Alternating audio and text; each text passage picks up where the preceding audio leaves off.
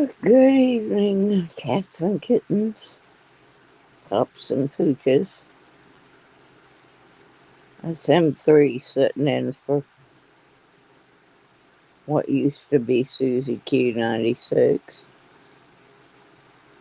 I think I've given up.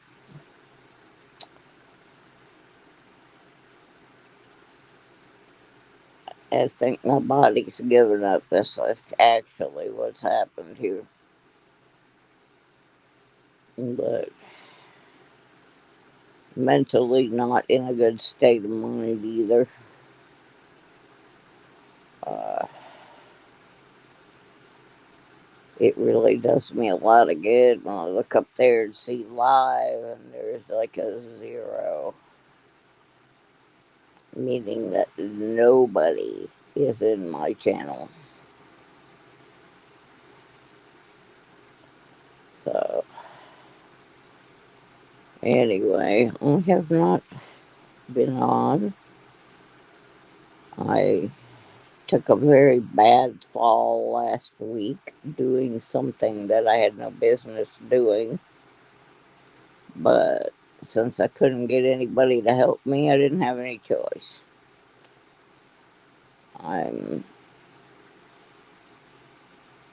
climbing the list for Michigan. The problem is, how you try again?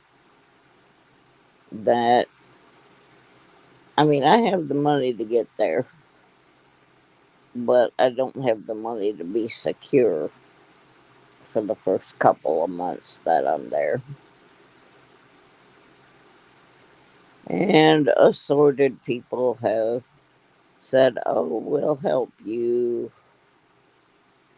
do an auction, or we will send you things to auction, or we will make a contribution, or whatever. And I guess people do that in public so it makes them look good. I don't know, but then they never follow through. And so last week I decided to go do this big giant yard sale. And of course I fell and hurt the crap out of myself. And I mean, yeah, I hurt myself. It involved blood. It involved ruining my favorite shirt. I'm really mad about that. My shirt that I got from Metal Detecting Florida. Um, yeah, I ripped the sleeve out of it. It's a mess. But I after that happened, the person who persuaded me to do this thing and said, "Oh, I'll help you," didn't even come to help me up off the ground. And then went off and left me at the shelter for about 2 hours while they took their items home instead of helping me pack mine so I could take mine home and go see a nurse. So they left me out there bleeding by myself in the shelter. Uh, and then I stupidly was talking to someone else and mentioned an issue that was going on in my family, so I pissed off another family member. So now I basically, on top of all the people that have told me they were going to help me get to Michigan for my treatments and haven't done so, uh, the one family member that I actually do give a damn about called and screamed at me. And so I'm basically done. I'm almost to the top of the list for Michigan. I worked 3 years on it, and I'm going to end up not making it there after everything. Selling things I didn't want to sell. Just going through surgeries to prepare for the treatment, and I'm nowhere. I'm basically totally abandoned. I've spent close to 4 years now trying to monetize this channel. I can't do that. I just don't seem to be able to accomplish any of the goals. So I'm quitting. I'm just quitting. There's no reason to go on. As far as the money that has been contributed, if I don't have enough money and transportation to get to Michigan when they call, um, then there's pretty much not going to be any cure. Well, there's no cure anyway, but there's not going to be any hope of maintaining this disease. So that money's probably going to be used for burial expenses. I mean, I can return some of it, but it's pretty pointless. And I wish my glasses would focus so I could see who's in here. Try again. Furry Plants and Coins. Paula Abrams. And then there's some other people who have not shown their faces. So I can't say anything to them. M3, he's here. That's my buddy.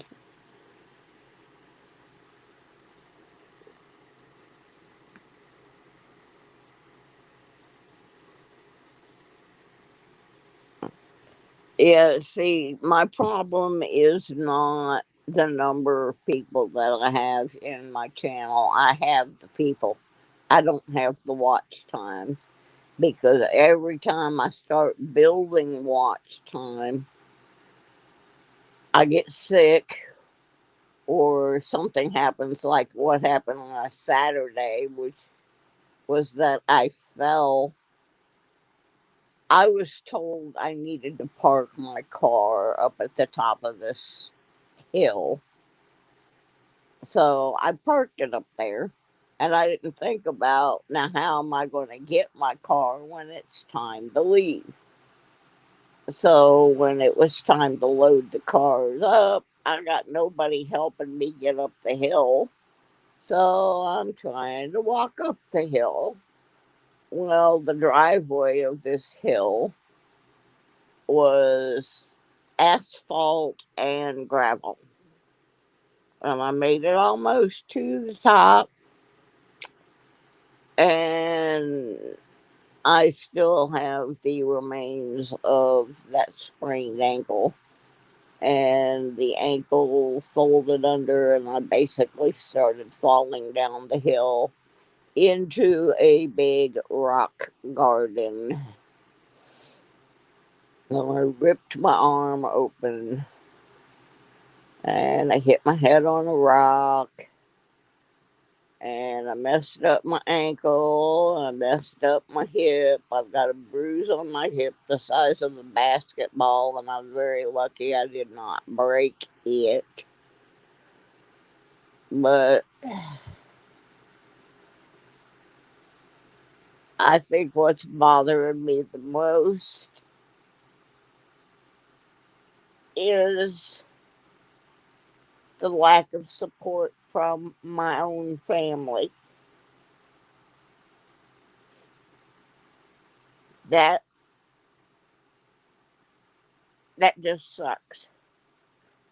If I say I'm sick, another family member says, "Oh well, I'm sicker." Like it's a freaking contest. It is not a damn contest. Yeah, Furry, I've got a package sitting on my desk for you, but since I knew you were moving, I wasn't sure where to send it. So it's not that it's lost or anything. I just don't want it to be lost. So I did not try to mail it out or anything because I'm not sure when exactly you're moving. So if you just, I'm just going to hold it on my desk until you let me know where to send it. So if that's okay, okay, you're at that address until the 31st. So if I send it to the address I have now, you would get it by the 31st.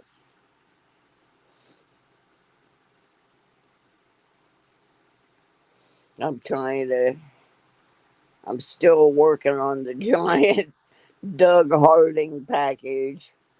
Florida metal detecting. I am so unhappy. When I fell last Saturday, I ripped the whole elbow out of my Florida metal detecting shirt and got blood all over it and ruined my shirt. And I love that shirt. So I'm pretty upset about that. I mean, I could probably fix the hole. I think I'm going to stick a simplex stick patch over it, see if I can fix it. But yeah, I'm pretty mad that I messed that shirt up. I love that shirt.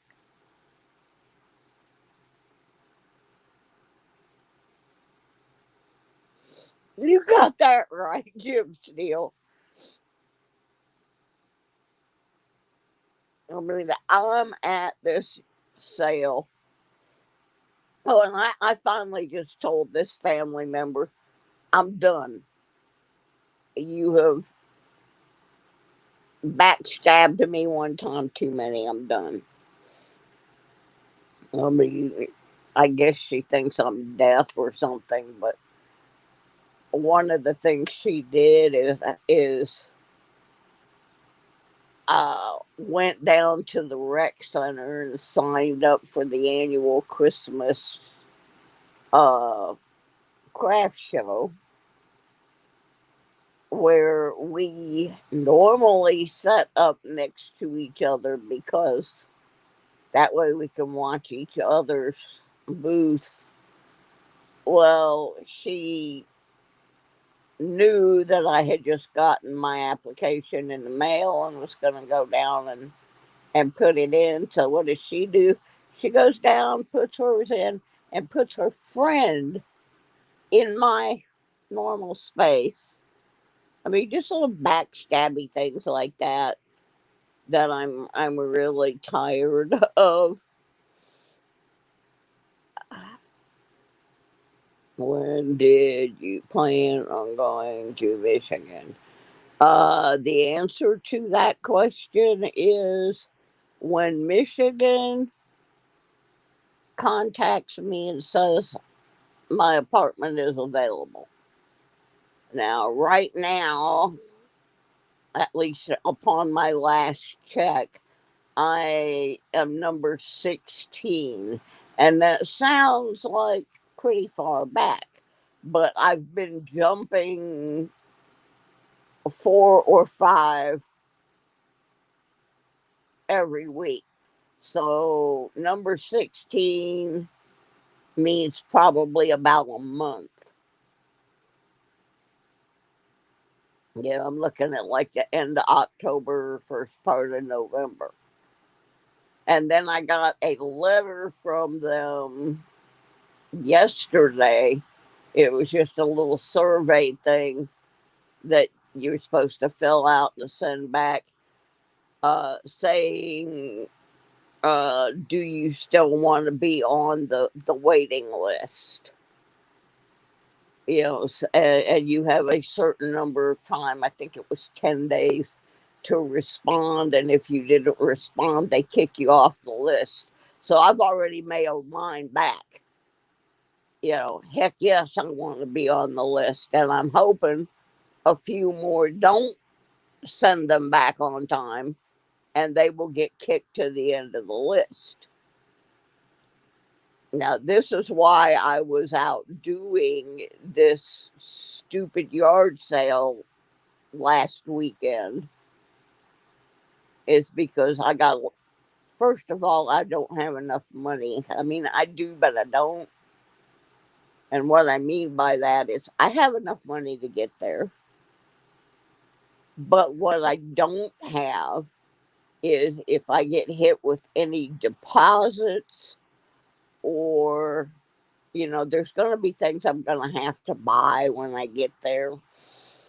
And the biggie is that there's going to be an interruption in my health insurance, at least in the Medicaid portion, which pays for a lot of my drugs.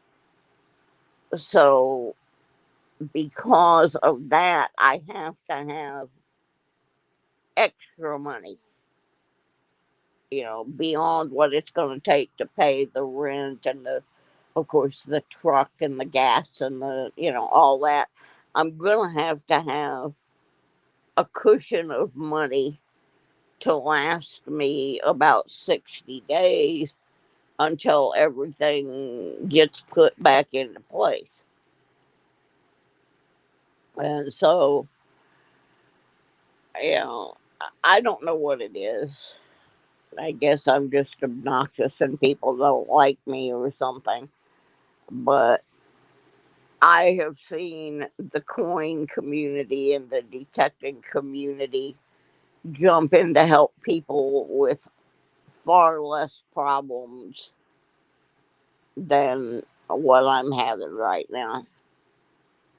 And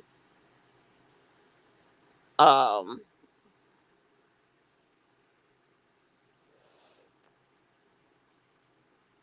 one of my friends has been trying to find somebody to uh, do an auction and say, donate things for an auction, and he's not having any luck with that. That cushion is going to have to be at least 2 months' rent and enough money to pay for some of my meds. Now, some of them, my primary care is going to make sure that I have a 3 month supply before I leave here so that I don't run into a problem. But um, truthfully, a cushion is going to be about 2 grand, and that's 2 grand I don't have. I'm trying. I mean, I'm selling things off, and I got to tell you guys, some of you know that I broke into my collection of old 45 records, and I did not want to sell any of those, but truthfully, they're not doing me any good sitting in the little 45 boxes gathering dust. So I've been sitting around while I'm hurt and while I'm recovering from my heart surgeries and all of that mess, and going through them and cleaning them up. Which, but I had to had to fix my stereo, and I got it all set up because I have to be able to play them. So I know what the condition of them are. And yesterday, I just pulled one out. I have this one box that's all pretty obscure Florida bands from the 60s.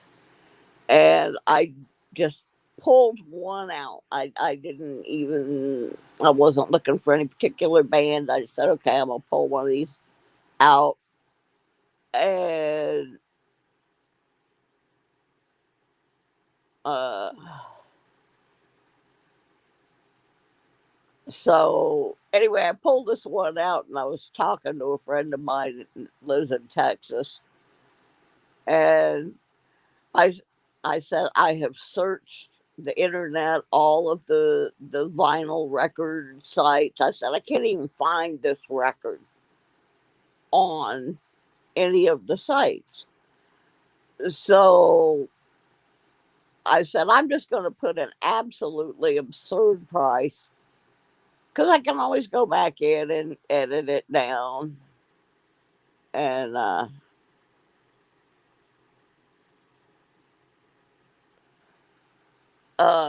so I picked 195, no, 196.50. I mean, I figured the record was probably worth about $70. But the thing is, I personally knew these people, so I wrote a nice little bio in the description of the record that gives a gave information on what bands these people ended up in. And I just threw it out there kind of as a let's see what happens with this obscene price. I sold the record within an hour. I probably could have gotten $100 more for it, but I'm happy because the lady that bought it is thrilled. She said she's been looking for that record for years, and I made almost $200. And I don't think, there's only one guy that I know of that's in that band that's still alive, and and I don't think he'll mind that I sold him for medicine money. But I got a lot of records to list. Uh, but yeah, that was like my high point there. I do have a little treasure in that box. Let me see. Yes, I do have enough to make the move and the U-Haul truck. What I don't have is, like, if I have to pay an electric deposit, which I'm probably going to have to do. If I have to pay, uh, I'm gonna have to pay a deposit on the apartment. I'm gonna have to pay, um, for transportation because I'm not gonna have a car. And granted, transportation is cheap there.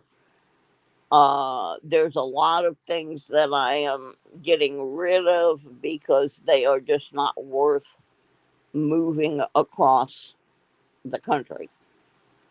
Like my desk is falling apart. There's actually screws sticking out of it. It's not worth hauling. I have a chair that the springs are sticking me in the butt. It's not worth hauling. So I'm going to be shopping the thrift stores and the Facebook Marketplace for that area. No, I'm not going to drive to U-Haul, at least the way the plan is right now.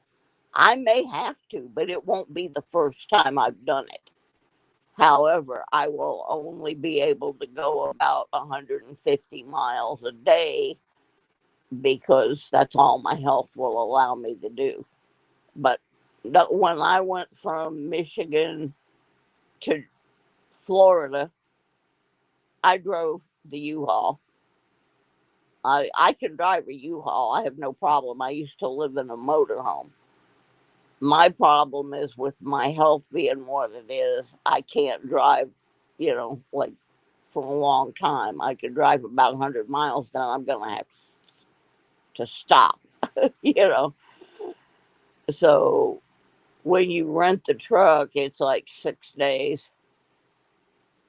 And somebody suggested Can.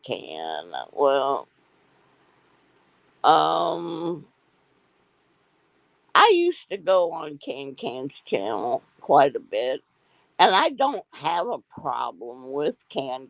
I just don't think Can would.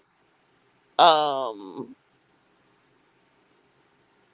I believe he's already been asked by the person that was trying to put this together. So, I mean, I will double check.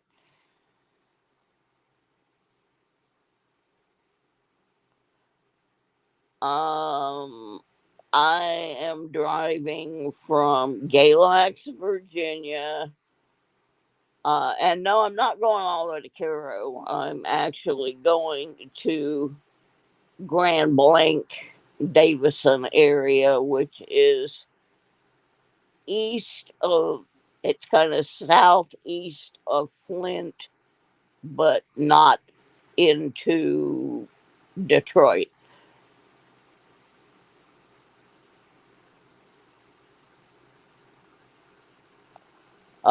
Actually, there's one person that is talking about uh, driving down here because they need to pick some merchandise up in South Carolina, and I'm not taking my car.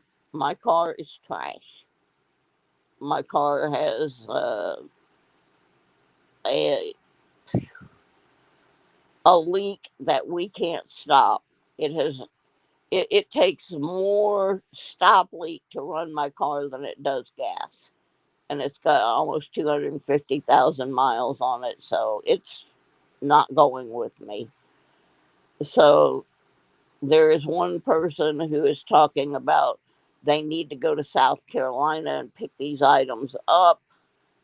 They live maybe 10 miles from where I am going in Michigan. And we have been discussing him going down, picking up his things in South Carolina, coming back up here to Virginia, helping me load up the truck, and then we'll tow his vehicle back behind the U-Haul. But um, that's just in a discussionary phase. Right now, at this point, after what has transpired over the last week, uh, I don't know if I can trust anybody. The person I thought I was closest to in my whole life uh, allowed one of my relatives to feed them a line of BS, and they called me and screamed at me and said they don't trust me anymore, even though what they've been fed is nothing but a bunch of lies.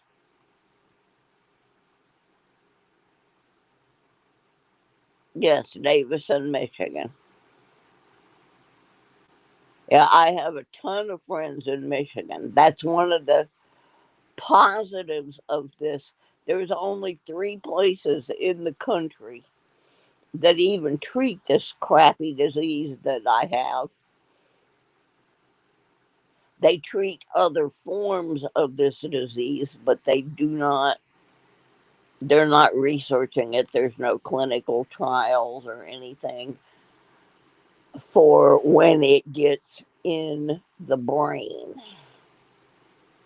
and the eye, because then it becomes brain surgery, and these guys aren't brain surgeons, so they don't want to mess with it. There's only three places in the whole country: Massachusetts General and Boston. I can't afford to live in Boston. I don't know anybody in Boston. Um, the Mayo Clinic, once again, I don't know anybody in that area. And the third is the University of Michigan in Ann Arbor, where I have been treated several times before. And I know a whole crap load of people from Ann Arbor all the way up to Traverse City. I know a ton of people in Michigan. I lived in Michigan for almost 7 years. So, okay, 6 years. So, that is where I chose to go. And the other reason is I was treated for several years at what used to be Silverton Skin Institute in Grand Blanc. It's owned by somebody else now, but they will happily take me back. And yes, I do have friends and relatives in Ohio, which is also a good thing. So, of the three options that are offered that make any sense for me to go to, Michigan is the only one that makes any sense for me to go to.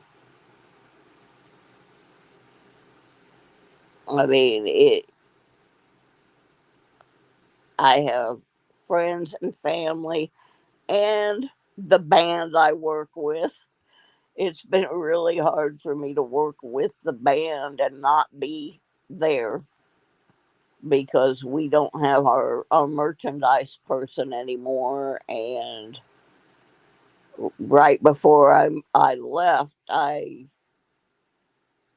uh, inventoried and made sure all the merch was in order, and nobody's done a darn thing with it since because nobody knows how. So I need to get back on that, not just for the band, but also because I make a little bit of money that way. So there's a bazillion reasons for me to go there, but it's not looking like I'm going to get there because I'm not making the money, and I'm not in the physical health to do it. Yet tomorrow, and I should be asleep by now, but tomorrow and Saturday, I finally persuaded the new manager of the apartments to let me have a yard sale. I am not in the physical condition to really be doing that, but I have no choice. Number one, I need to get rid of a bunch of this stuff. The stuff from the yard sale that I fell and hurt myself at is still in my car. It has never been unloaded or taken anywhere. So all I got to do is drive it down the driveway and up to the front. And I'm just going to start taking the boxes out and setting them on the ground. Um, I'm not doing a real long sale. I'm calling it a mini moving sale. uh, like from 9 to 1. Fortunately, I live on a fairly busy street, so and then I'll do the same thing Saturday. I just can't do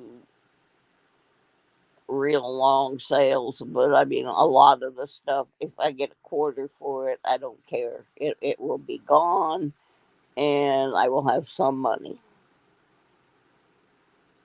What does that say? Give a lot of stuff. I mean, how big of a U-Haul am I going to need? I'm trying, yes, I do have a lot of stuff, but I'm trying to get rid of a lot of it. When I came here, I had a, what was it, a 20 something foot truck, but it was bigger than I needed. I think I can get a 15 footer and that will work. I was shooting for a 10, but that's not going to happen.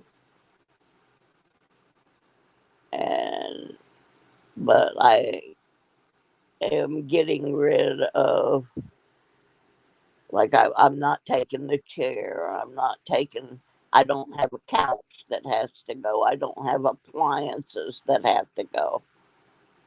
I don't.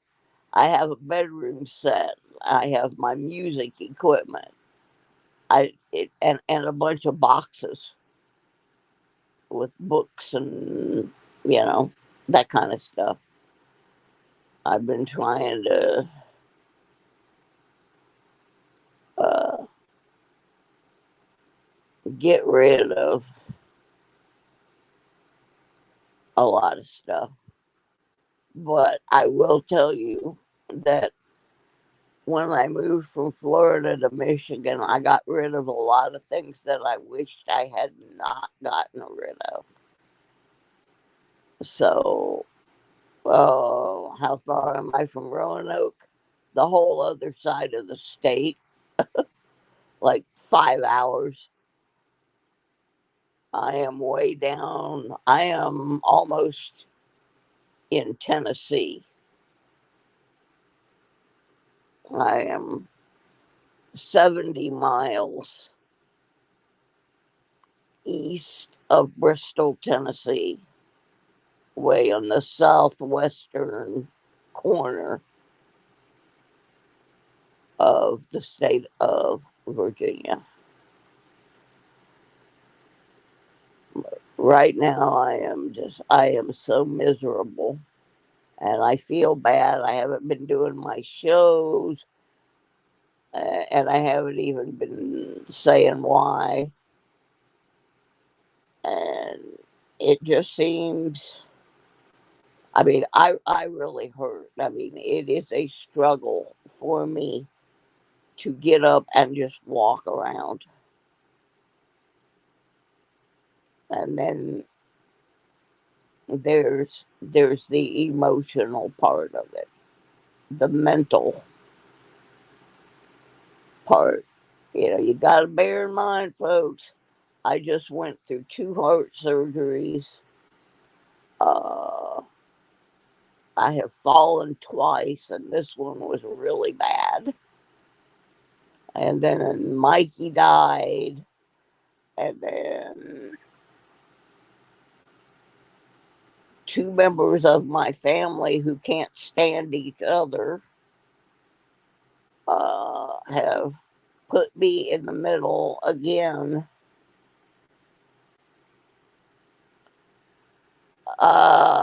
Florida metal detecting. Yes, I am in Galax, Virginia, the home of way too much bluegrass and no rock and roll. Oh, mercy. Isn't that awful? I'm hoping I can sell some more of these records.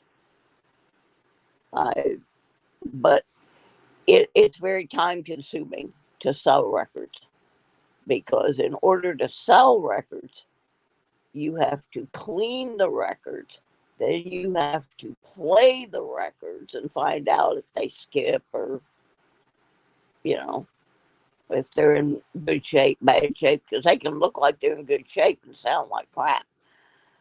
Um, then you've got to look each one up because sometimes there's more than one version of the same record on the same label.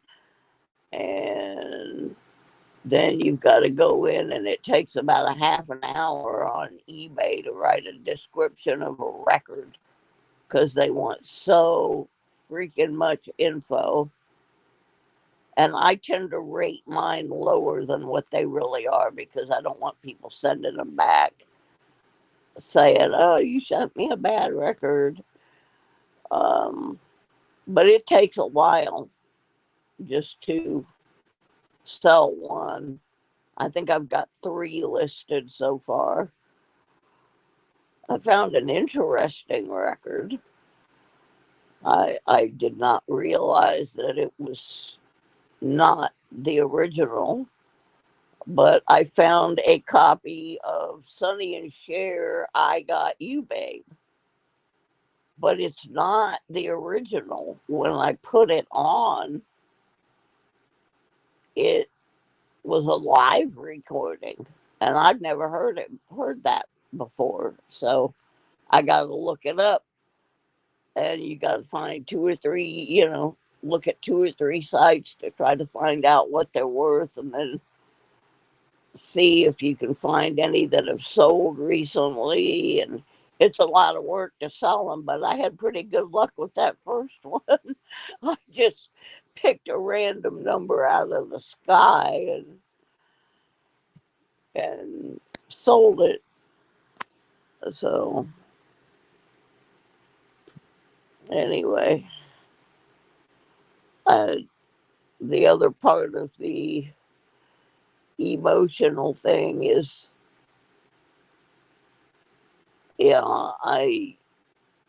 my channel has gone backwards since it started in 2019. I remember when I had 666 subs, and I had my giveaway drawing, and I had like 100 people in there.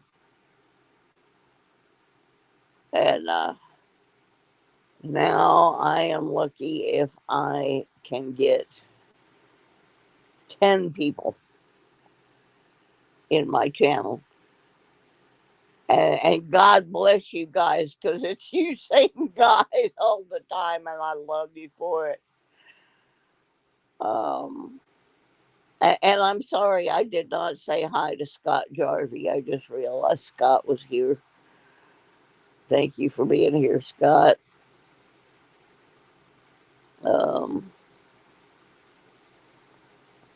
I am seriously thinking about just giving up because I'm doing the 1 step forward, 2 steps back as far as YouTube is concerned. And part of that is because the way they have things set up, if you can't get on pretty much every day, then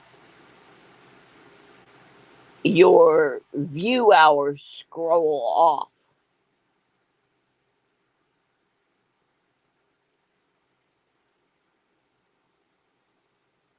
And I think I just saw Leanne Crawford and Doug Harding come in. Hey, Doug, guess what? I finally got everything off the table and got down to the layer where your stuff is. Well, what happened was I was trying to fix my stereo so I could play these records that I'm trying to sell and grade them for condition. And so there was like a whole stereo on top of Doug's stuff. And I had to wait until the parts arrived. I bought a turntable from somebody for cheap. It was new in the box, but they knew I needed it, so they sold it to me for cheap. But there was a couple of parts missing, so I had to write to the company, and then the company had to send me the parts from China. So the last part got here yesterday, and I was finally able to clear everything off there.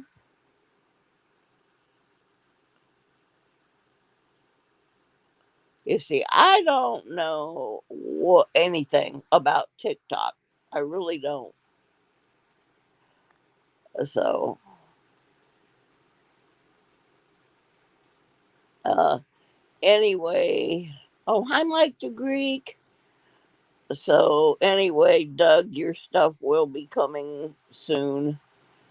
How I'm doing yours so that I hope I don't screw up is I am printing out each email that goes with each item, and that way I know this was a giveaway one, this was a one we made a deal on, this was an auction one, and hopefully when I get to the end there should be a letter and an item, and a letter and an item, and a letter and an item, so that I can calculate everything up and then subtract what you already sent me for postage. So, but that's how I'm doing it to make sure I don't miss anything. Hi, Carla. So anyway, that's the only way I can see to do it, and not mess up. Like I found an envelope. I have no idea if I actually gave the prize away or it was one that I had made to give away and there wasn't enough people in the channel to do it. So at some point, if somebody yells at me and says, "Hey, you owe me a so and so," I'll know whose it is. Stuff just got really messed up. Hey, Looter Aid, how are you, honey? Thank you for being here. Yeah, I am on my phone. I'm actually in my bed and I'm on my phone. Snuggled up with little M3 Kitty Man. He's been keeping a good eye on me. He knows I'm hurt.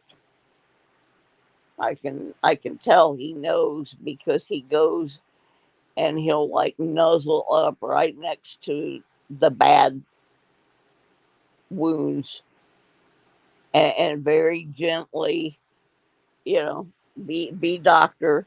I've had I've had the CAT scan and the nuzzle beast and the kitty lick lick, and he's checked me out pretty good, made sure I'm okay. He's doing his job.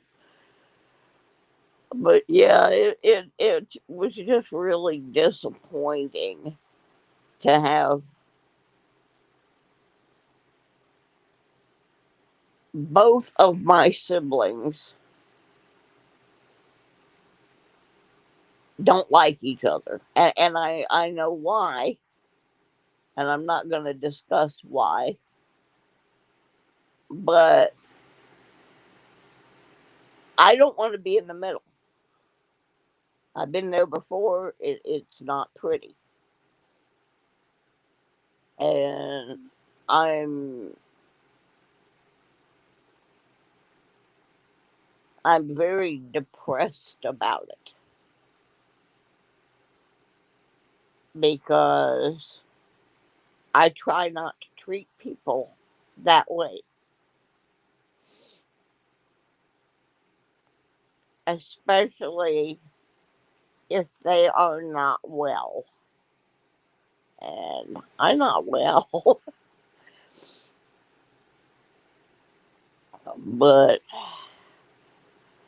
and I'm so mad because this is the other reason I'm mad, and that's why this is the Deadbeat Club, because I can just come in the Deadbeat Club and just ramble. Um, I was feeling really pretty good, and I was starting to do my shows again, and I was just about to get to go metal detecting. And I did actually go metal detecting not very long. I'm going to say 30 minutes when we were on our way back from the Outlaws concert. And the fact that I was well enough to go to that concert was absolutely amazing. And I stopped at a park. I didn't find much. I found a bottle cap, some canned slaw, 30 cents in clad, and two Yorkies leading their owners around. And so I played with the Yorkie dogs. But I was finally in a position where I was starting to be able to go detecting again. And then I fell and hurt myself really, really badly. And I'm having to walk with a walker. That'll give you a clue. So, yeah, it's not good. And because I have no help, my shirt was an extra large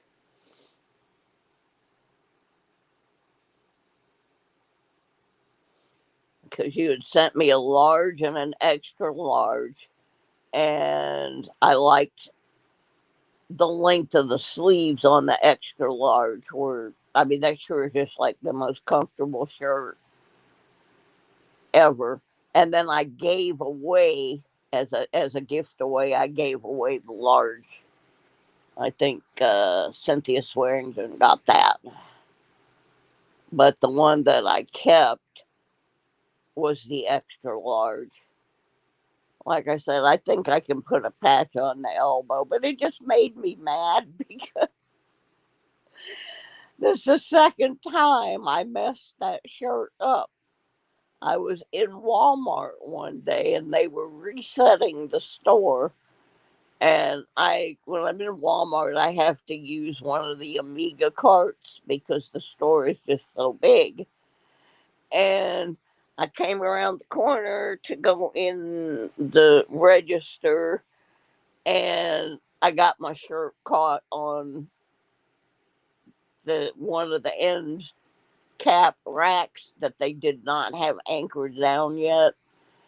And I didn't rip it that time, but I got blood on it. And I'll tell you what, blood comes out of those shirts really easy. I will say that. I got the blood out of this one, but it's got a big hole in the elbow. So I can put a patch on it. But I mean, I was bleeding everywhere. And this was a three-family yard sale at a church under a great big shelter.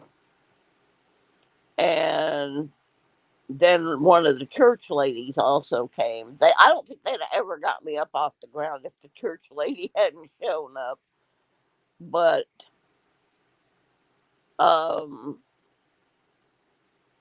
course, I couldn't get myself up. I was trying, but I couldn't do it. And my relative didn't come up the hill, and I do understand to a degree because it probably would have been difficult for her. She does have artificial joint in her knee, but it was the fact that she took her things home and left me there by myself to pack up my stuff while I was still bleeding.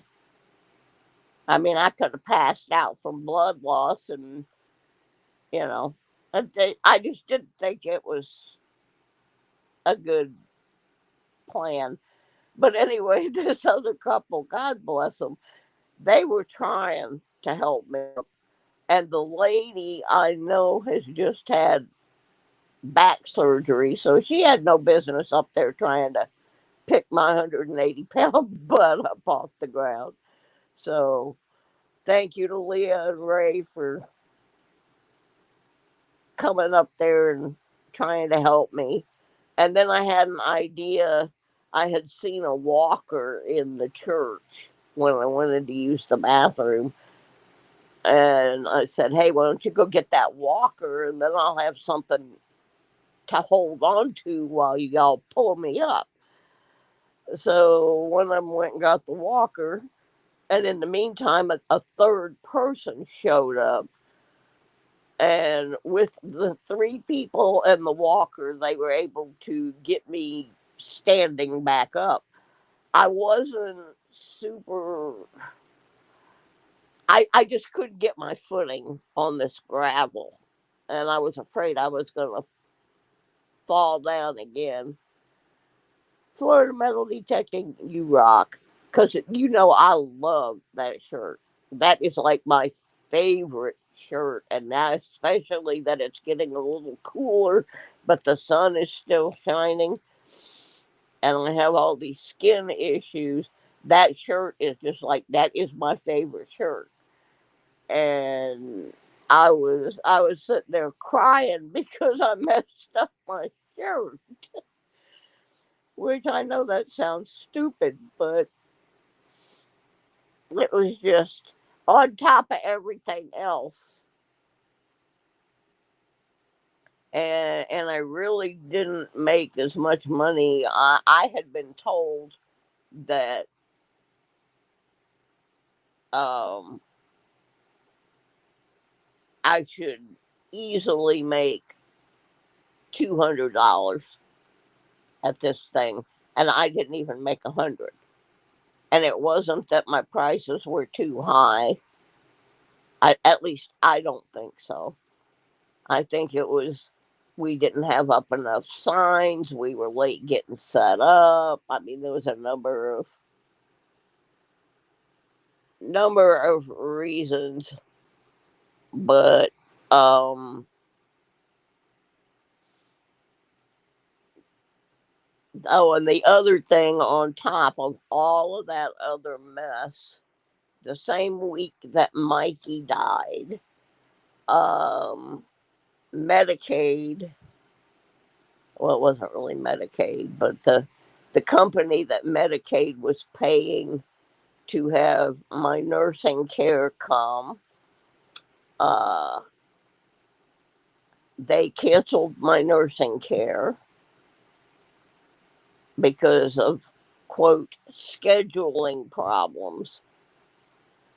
And then the next day, they came and canceled my physical therapy. And my home health aide that came to like help me do things like mop my floors and make sure my linens were clean and my bathroom was clean. And that lady had been with me for 2.5 years. She fell and hurt herself, and that company says they don't have anybody to replace her with. So in the course of all of these other things going on, I lost all of my home health people.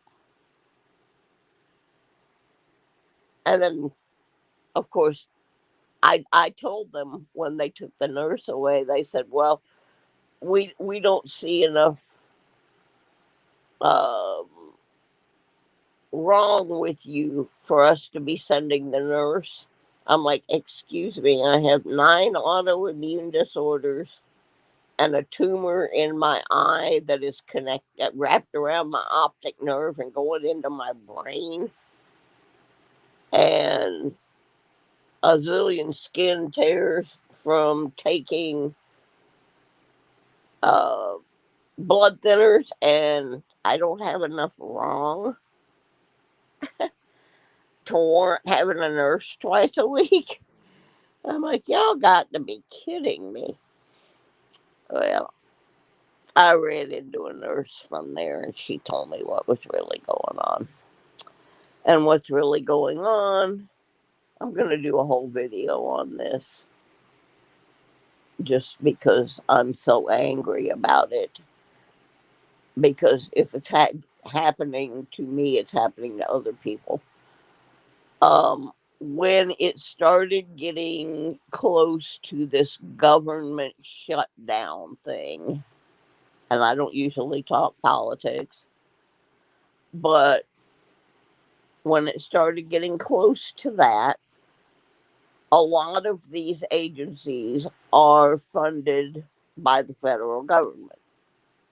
So what they started doing was all of the ones that were not on private insurance but were on Medicaid funded health care, they started dumping because they figured we're not going to get paid, so we're not going to go see them.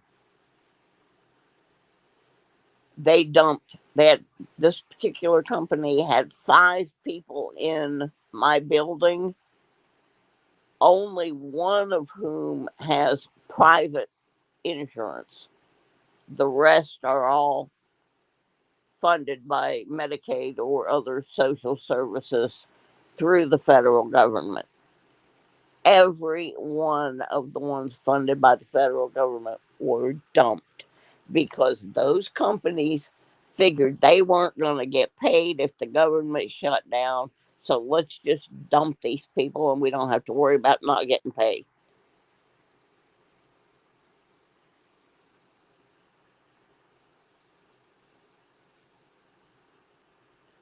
Yeah, see, right now I have 7 open wounds, and you should see me. I'm in the bathroom, but I've got the door to the medicine cabinet opened at a certain angle so that I can reflect that mirror off the one over the sink so I can attempt to bandage the wounds. But um, they are pretty much going through. Virginia has terrible medical care anyway. But yeah, I found out from a couple of employees of different companies that both of their companies had just done this same thing. Gonna be a mummy for Halloween. Oh no, the standard joke in my family, and also with the lady that helped me up off the ground, is for Christmas, I'm getting giant rolls of bubble wrap. They're just gonna wrap me in bubble wrap. Uh, okay, it's been falling. Just went back to the doctor, reordered home health.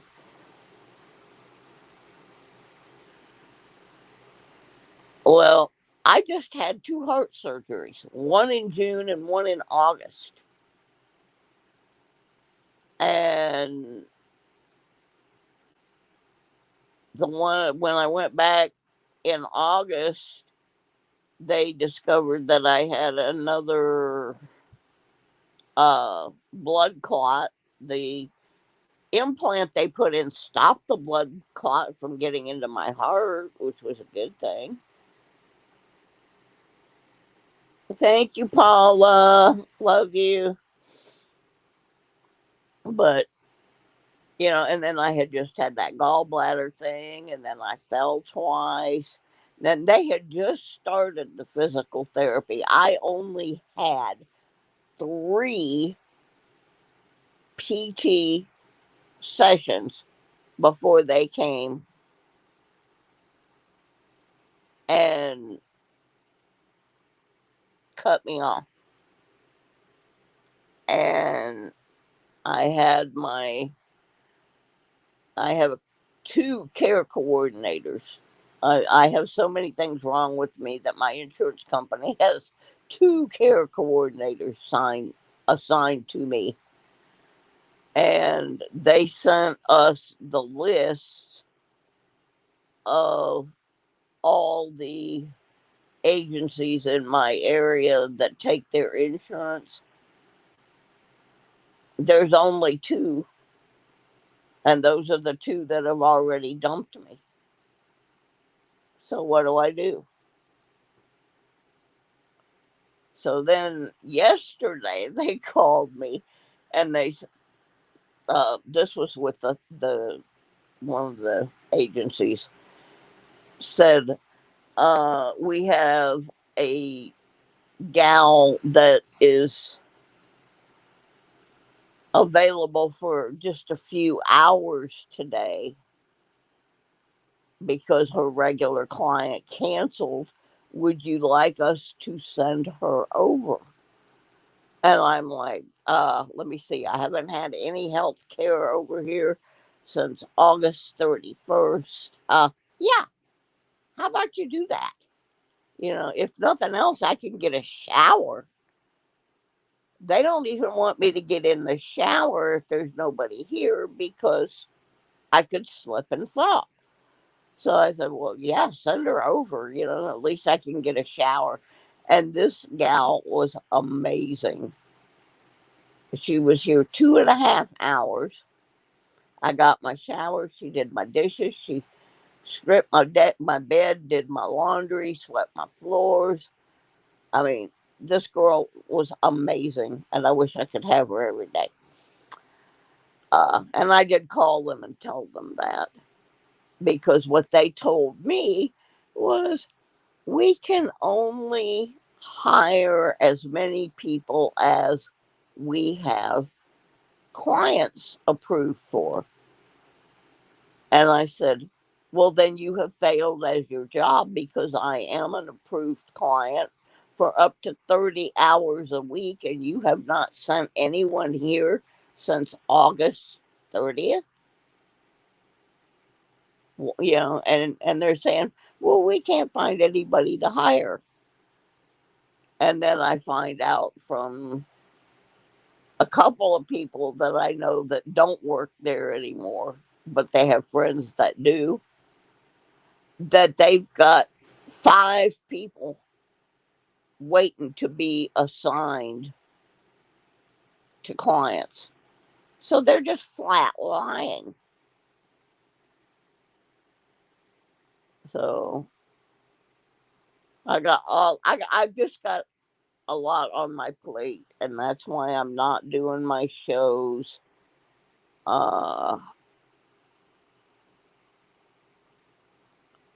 but see, that's not true, Furry. They have 5 people that we know of for sure who are qualified, have been told to come in and fill out their paperwork, and have not been assigned any clients because they're telling the applicants that there are no clients, and they're telling the clients there are no applicants. And that is based on the fact that they don't want to take the federally funded clients because first of all, they don't get paid as much for them, and the payment is slow. So I I I don't know what to do. I'm praying that I can get to Michigan pretty quick because I will tell you the truth. The last time when I moved to Michigan from Florida, I thought it was going to take, a couple of months, 60 to 90 days to get everything switched over, to get my Medicaid. When I first moved up there, I wasn't old enough for Medicare. Now I have both. But I thought it was going to take a couple of months, and I was afraid. I was afraid I was going to run out of medicine, or, something was going to happen. They were very, very quick, very expedient. I had my Medicaid insurance probably within 2 weeks of moving there. It was amazing. And now the company that I have here, they were not operating in Michigan when I moved there in 2014. But they are operating there now and offering the same policy that I have here. So my care coordinator has hooked me up with the lady in Michigan. I'm going to do a conference call with her on Monday.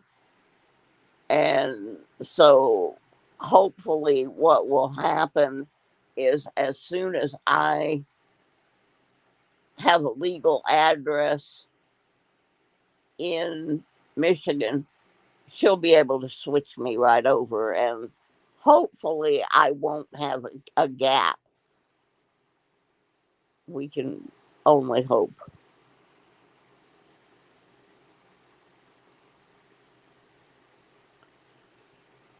Let's see, Furry, that's not what's happening here. Um, I've talked to several people that work for several of these agencies, and they're all telling me the same thing, which is that they have clients waiting for people, for caregivers, and that they have caregivers that are being told there are no clients. And it's because they don't want to send them to the people that are getting the care through social services. They only want to send them to the people who have the private insurance companies because they get paid more and faster for those.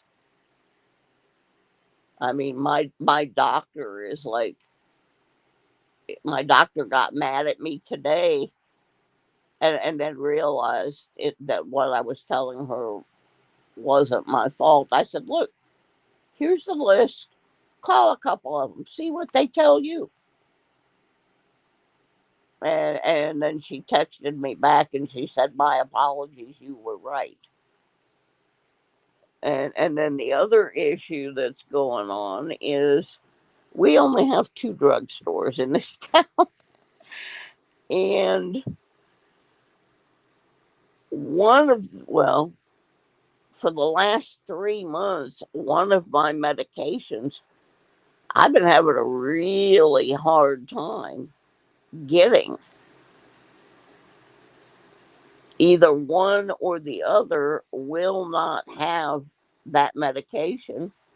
And like I had one today, you know, I called Walgreens because they were supposed to have my prescription, and they said, we don't have it and we don't know when we're going to have it. You can have your doctor call you in something else. Well, that would be all fine and dandy, but I can't take NSAIDs, which is like 85% of the pain relievers, the anti-inflammatories, almost everything has some form of NSAIDs in it. So I have a very short list of things I can take. And they're like, well, we don't have that one, but we have this other one that is stronger and more addictive. We can give you that one. Well, no, I don't want something that is stronger and more addictive. you know. So I called the other drugstore because the doctor was like, I'm spending a lot of extra time calling these things in. Why do you keep switching drugstores? And it's because they don't have the medication. And she said, "Oh, I don't believe that." So she called over to Walgreens and they told her the same thing. So then she called over to CVS and they had just enough to fill my prescription. And so I got to go pick it up. But this has been going on for 3 months where some element in my medication is not available. So the factory's not been able to make the medication. And, I'm just going through so much of this stuff that, you know, having family members fighting and me being caught in the middle and falling and surgeries and people dying and I'm just not and not being able to get my meds and having to go do things that I'm physically not able to do. It's just too much. And the constant every day, I don't know when I'm going to get the call from Michigan. And once I get the call from Michigan, I have 14 days to get there. So that means I have 14 days to finish emptying my storage and my apartment and get there. And that includes finding a driver and, doing all of this. Finding the money. The money is, I grew up poor. I mean, really poor. Like, no shoes for PE. So I failed PE kind of poor. Uh, so money things freak me out.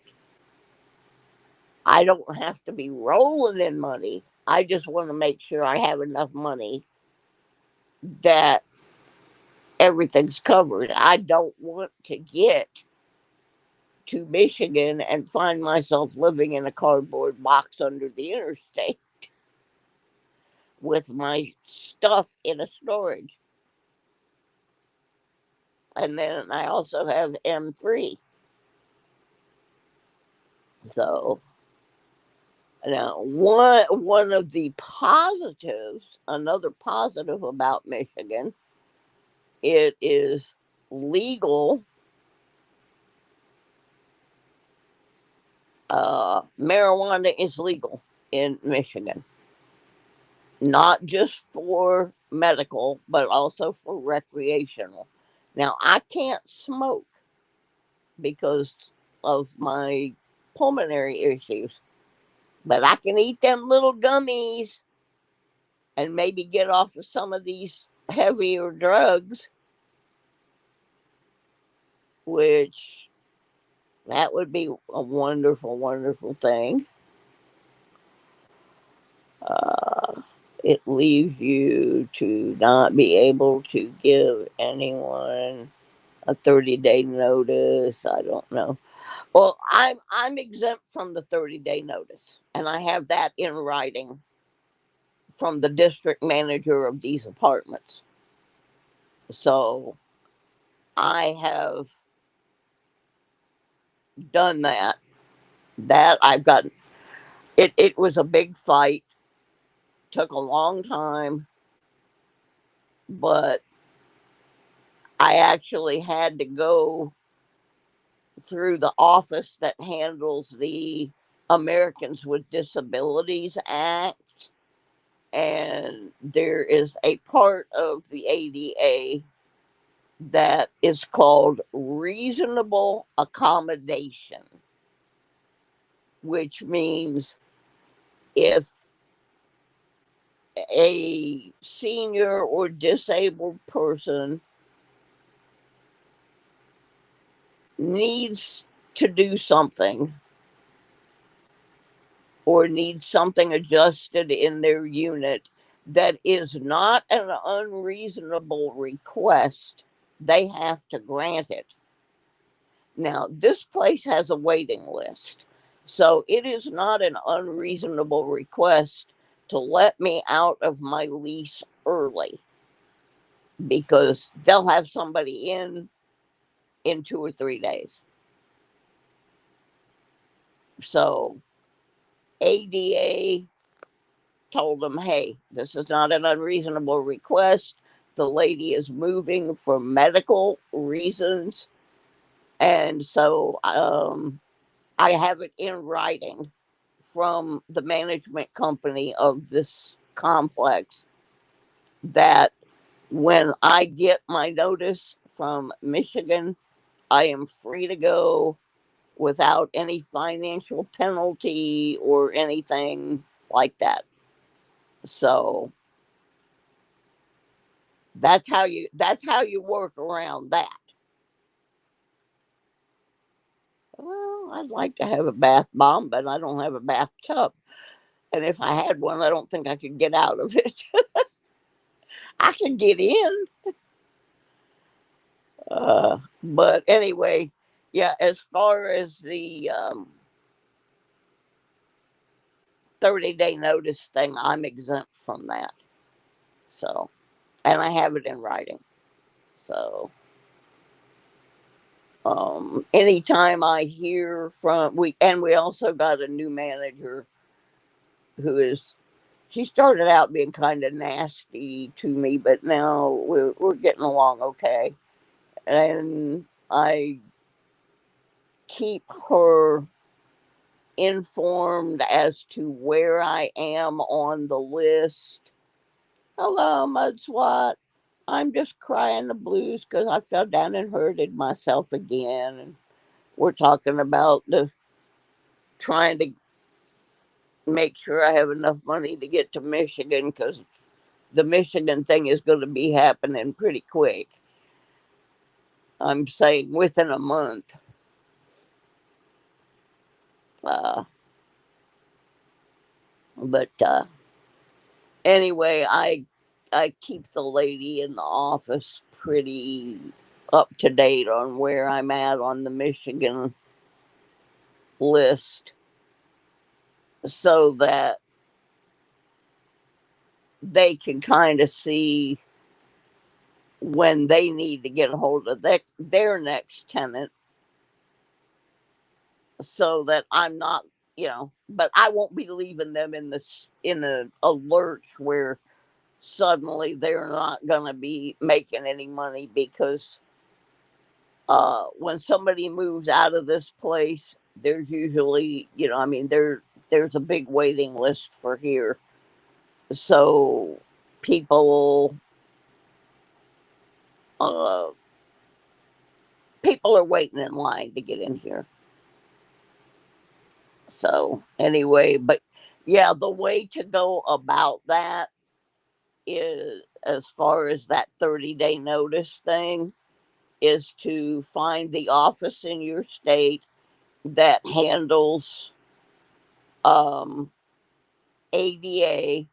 And the first thing they will have you do is fill out these ADA forms for reasonable accommodation, and you return one copy to them and one copy to your management company. And there's not much the management company can do because they can't really defy federal law, especially if they are a complex like this one that is federally funded. All they can do is piss them off. And by the way, the first we got rid of the manager that wanted to come into my apartment to do an inspection while I had COVID. And then last week or the week before, the district manager who had ordered her to give me an eviction notice because I wouldn't let him in when I had COVID.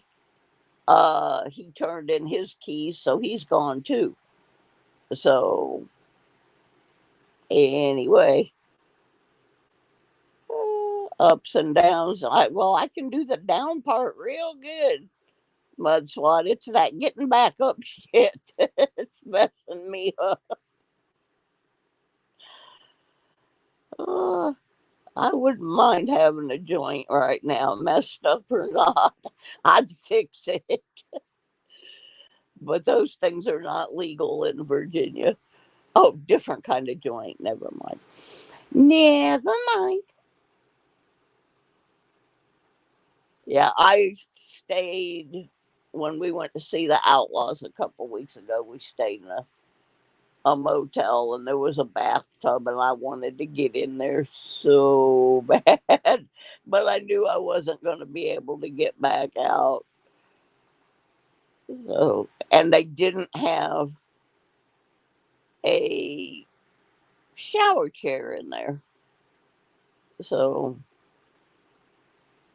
I ended up getting a regular chair and putting it in there and getting a shower. But yeah, I will be happy when I can uh, in Michigan. I can, like I said, I can't smoke pot because I can't. I have breathing issues, but I can eat them little gummies or other edible forms. Uh, I could do it here, but it costs so much money to get a permit. It's not legal unless you go through a bazillion song and dances through your doctor. And by the time I could do that, it was going to cost me close to $1,000. And we didn't even know if that was going to work. So investing $1,000 in it did not seem like a good idea. So we just did not do that. But when I lived in Michigan before, you could, it was not legal recreational wise, but you could pay $250 and get a permit. And then you, of course, had to purchase your goods or grow it yourself. And I wasn't in a position to do that. But uh, now everything is, it is legal there. So that will be another thing that I will be, maybe can get off of some of these pain drugs and such. I make my own alcohol, low profile, but great investment. Yeah, I bet. We used to make wine in high school when I lived in Florida. We would make all kinds of wine because, I mean, you had so many things to choose from that you could make wine from. There was all kinds of fruits, and we used to make dandelion wine. And I had one friend that made moonshine out in the middle of the orange grove. That worked real well until he got caught trying to use it as fuel in his race car. I don't know what he was thinking, but he thought that was going to be a good booster for his racing fuel. Oh, I have. I'm glad I came on tonight because I was so depressed, and I thought, well, let me see if anybody shows up in my channel, and a number of you have made me laugh, and I still feel bad that my one relative yelled at me and is not speaking to me because he got sucked in by the other relative the night before. He had warned me, don't let that person suck you in because you know that's what's going on. And then the very next day allowed it to happen to that relative. So I'm just like, hopefully he will figure out in a few days that he has gotten sucked in. Muscle Shell, Karen C. Y'all doing? Yeah, Muscle Shell, I missed your show the other day by like 2 minutes. I was so mad. I was, oh, it says Muscle Shell is live. And I hit the button, and by the time it got me over there, you had logged off. M3, Dougie says, meow, meow, meow, meow, meow. Where are you, you little stinker? Where are you? Huh? Must be out in the living room. I don't see him anywhere in his usual locations. He's not in the kitty condominium, and he's not on his bed at the end of the bed, and he's not by my feet. So he must be out guarding the front door. He does that sometimes. There's a little crack under the front door, and he can see everybody that goes down the hall. And so he goes out there sometimes. I drink coffee when I get up through most of the day. And they have really cut me off on coffee. And I love coffee. So I'm not happy about that. But I have discovered that I can tolerate the Starbucks Frappuccino. I really like the mocha one, but they're expensive. So what I do is I'll take my cup of coffee and I only fill my cup like halfway up, and then I put the other half out of the mocha frappuccino, and that seems to work okay, and it wakes me up. So not like the new stuff they make today with flavored malts. Yeah, we I found a card. I've been going through all this stuff, getting rid of things. And I found a postcard that was sent to me by one of my friends back in high school when I was on vacation.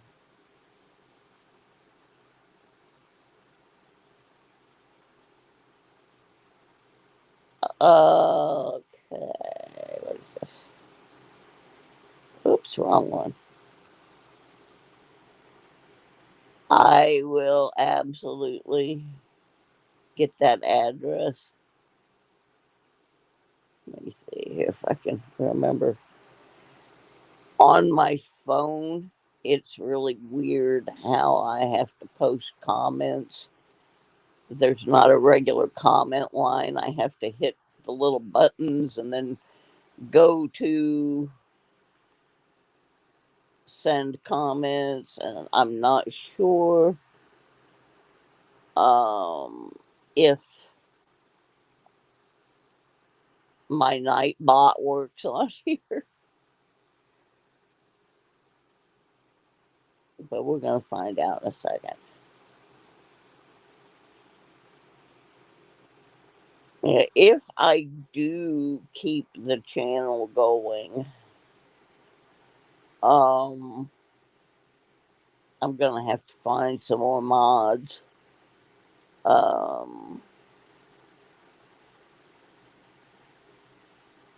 Mr. Thomas is taking a break from uh, YouTube. He's concentrating on some metal detecting and other things that he needs to do. And of course, I lost Mikey, so that's two. And then one of my others got a job that keeps her out of the loop. So, and if I'm not going to be able to metal detect anymore because I can't get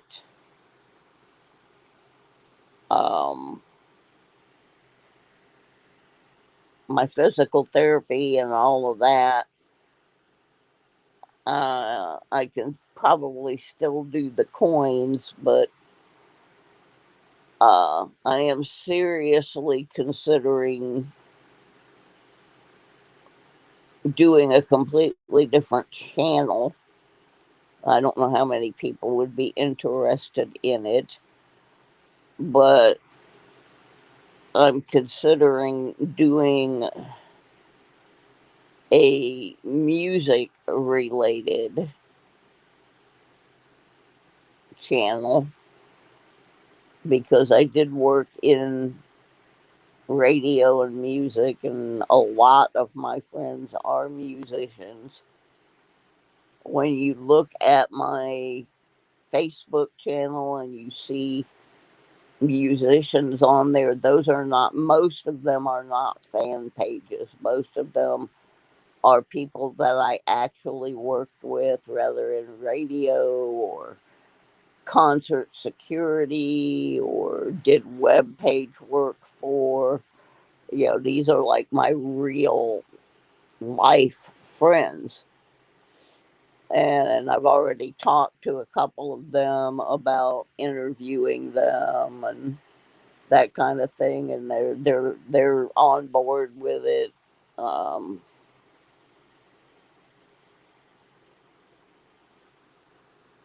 Doing an OnlyFans? Hell no, I'm not doing an OnlyFans channel. Oh my God, they'd pay me to take it down. What kind of coins do I have? Um, because I run the Lodo coin collecting show, I do not have a lot of expensive coins. Um, I mostly have,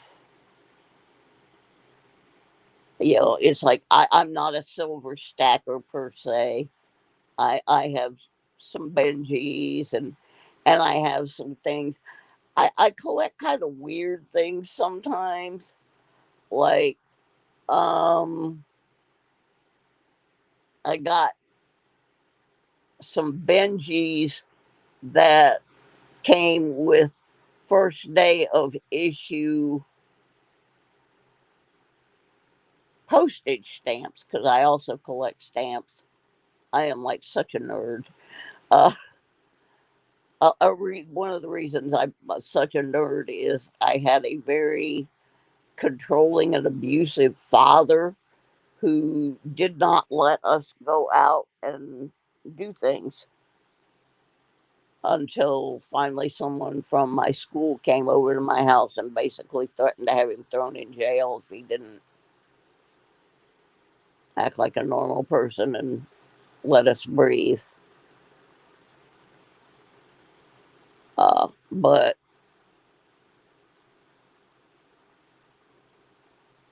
well, I'm not going to change the name of the channel or anything. I'm just gonna because it's a generic name. It's not like Susie's Coins or Susie's Detectors. It's Susie Q96, which means I can basically do anything I want. It's a variety channel. It started out as a metal detecting channel, and then COVID hit and they had us locked down. So I started playing with my coins again.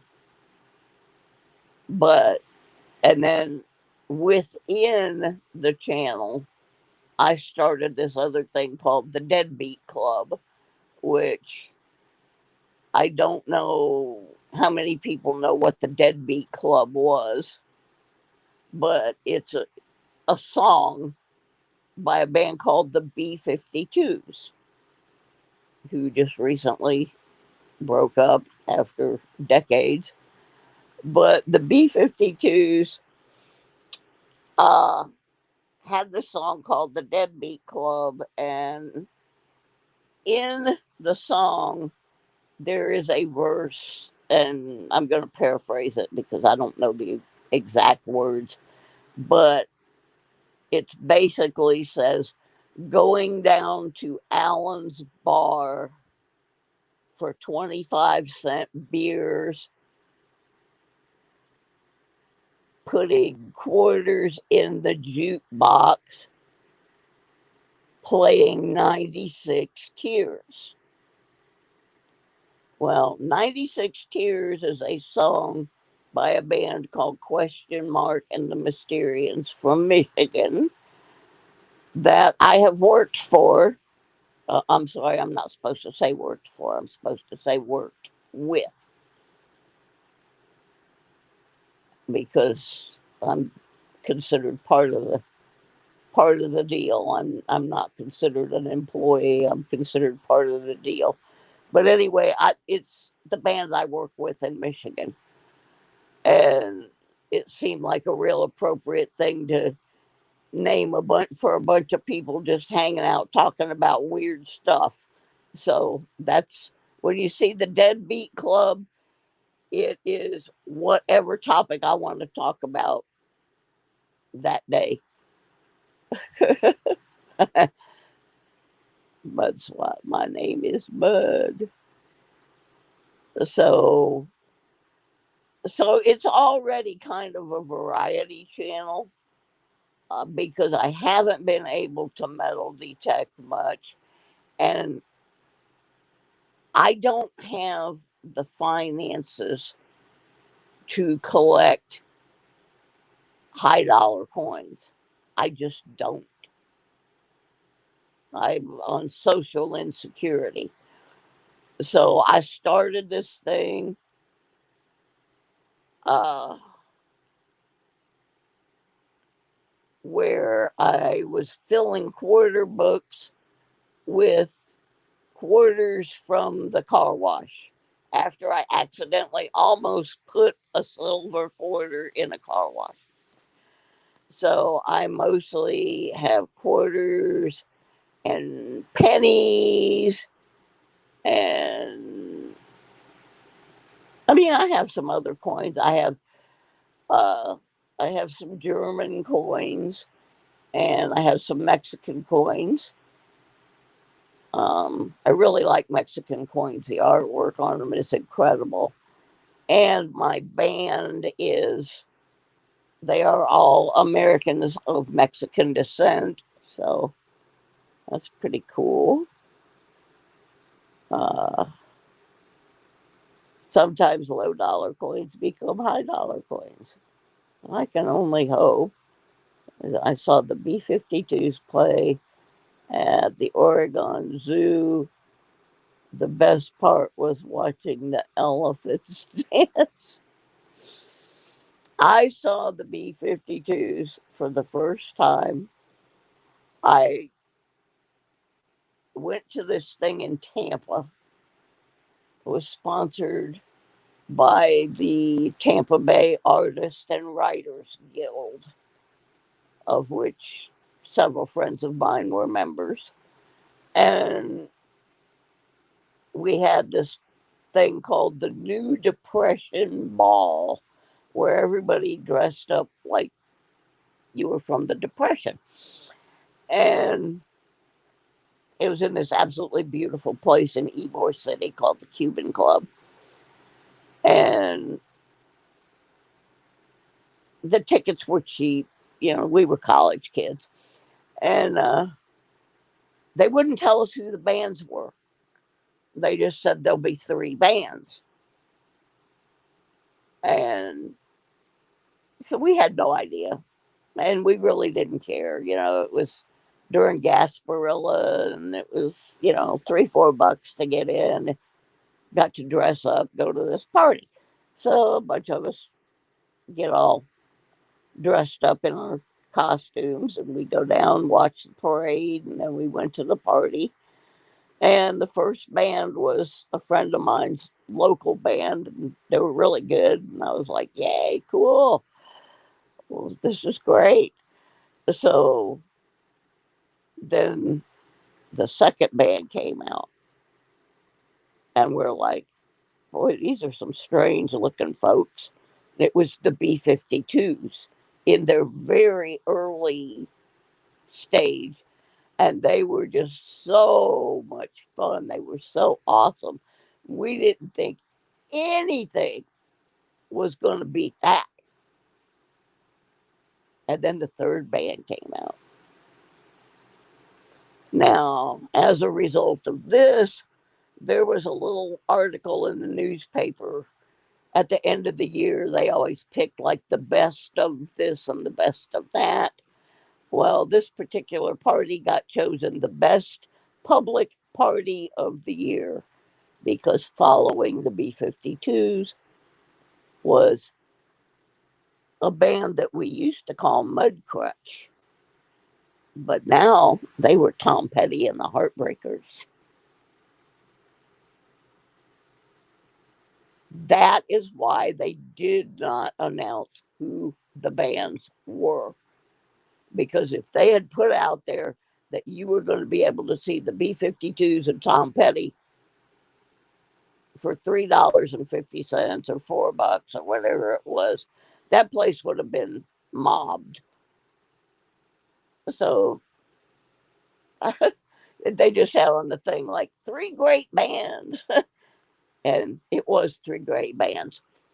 And the other band that was a local group, they kind of evolved into a band called the Headlights, who ended up being on Jay Leno as the backup band for Roger McGuinn from the Byrds. So there was no bad music in that building that night.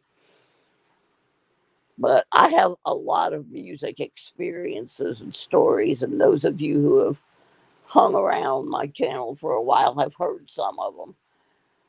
But like I have spent the last couple of weeks talking to my good friend that I've known since the 60s, a guy named Monty Yoho, who was the drummer for the Outlaws until 2019. And we've been swapping a lot of uh, stories from the old days, you know, things we had forgotten even happened. And I asked him, I said, if I wanted to start doing some music themed shows, you know, I mean, because this guy's seen everything. You know, he toured the world and, you know, played pretty consistently. Not always with the Outlaws. He played with some other people in between, but um, he's absolutely on board. I've got several musicians that said, "Oh yeah, I'd love to do that show." Of course, we got Question Mark from Question Mark and the Mysterians, and um,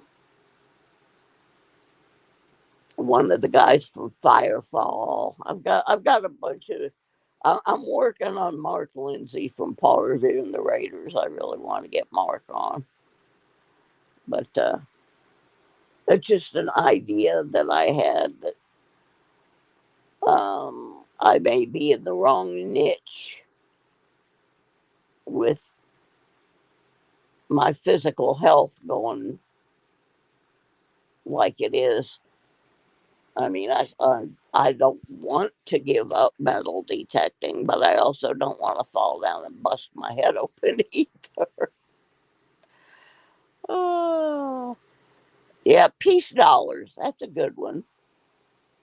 Um, Also, another coin that I kind of think um, has not reached its full value and is underrated are V nickels. I, I just think the more people that start looking, because V nickels turn up in metal detecting more than people think they do. But as for what coins I have, it's not. I sold a lot of my collection last year, so there's a lot of things I just don't have anymore. Truthfully, I don't know what I have. I got a real good penny collection. Uh, I got some pretty good Benjis. I've got some barbers. I'm not big on like stacking silver rounds and that kind of stuff. I'm more of a constitutional coin kind of gal because my collection started out when I was a cashier at a grocery store and I could get the stuff out of my change that went in my till. I made a deal with my boss where anything that I wanted to buy out of my drawer, I would throw it off into the side of the drawer and put it in a little envelope. And then at the end of the week, he would face value it out to me.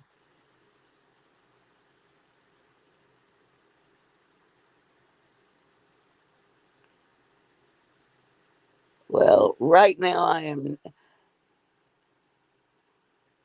I have been through probably the worst 3 years of my life.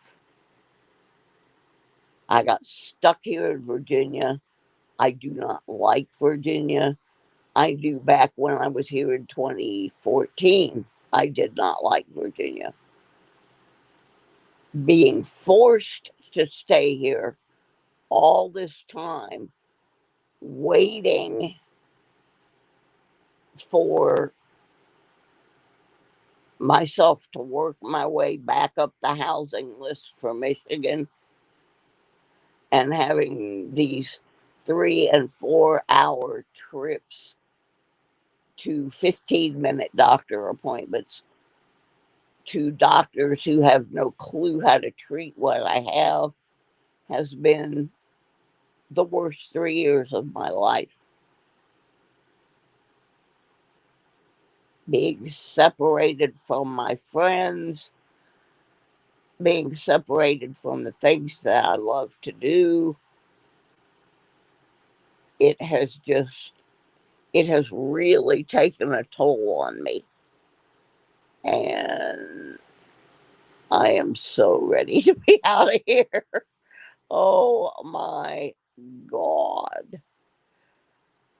I have been so ready to get out of here. Uh, I would say in the 3 years that I have lived in this state, I have made two friends, and I am a very outgoing person.